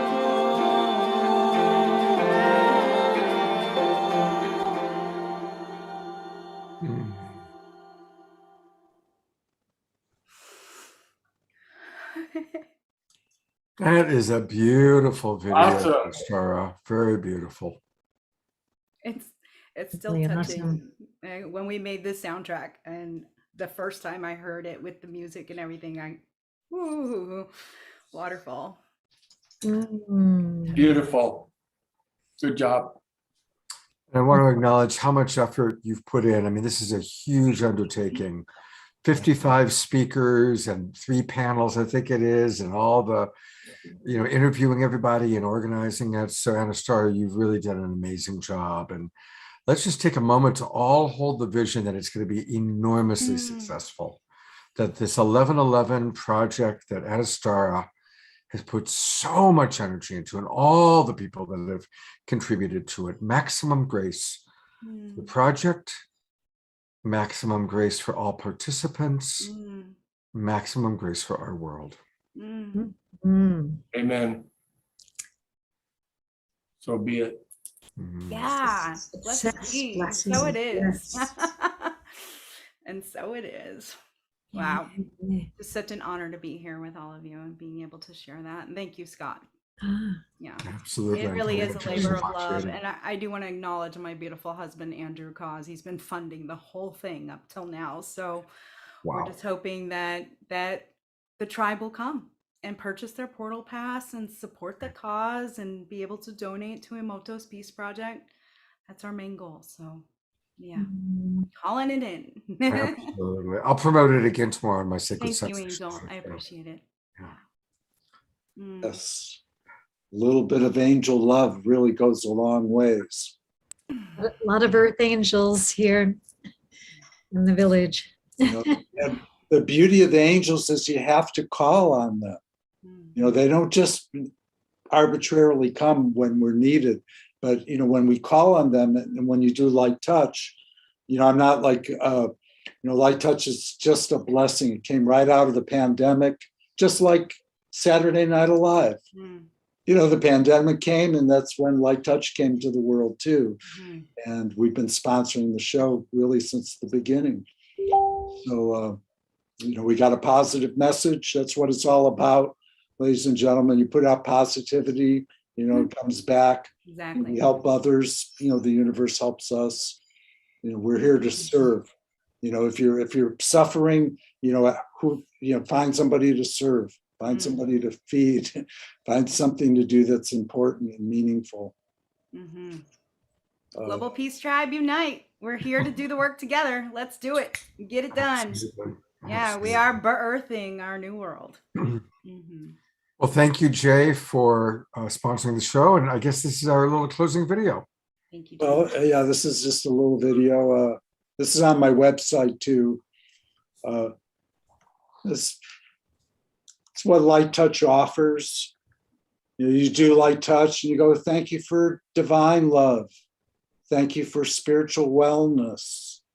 Thank you for success. Has anyone thanked the universe for success today or yesterday or tomorrow? I do it every day, and I feel successful. And I didn't before I started doing light touch, because it's a request. You would make a request from the universe, and it's a blessing. So thank you for letting me share that with everyone. And I do have a final video. It's actually the welcome to the after show, but we'll play it at the end anyway, because I like this video a lot. And I'll set that up for you. And that will be it, my friends. Thank you. Thank you. Blessings. Blessings, everybody. Thanks for watching. Come to the Sacred Sunday show tomorrow morning, 10 o'clock. We'll promote Anastara again, and we've got Lloyd Barty, who's going to be talking all about music. Okay, I think this is the video that I wanted to show. Let's hopefully. Here you go. Oh, okay, that's one. Oh. This was originally for the after show.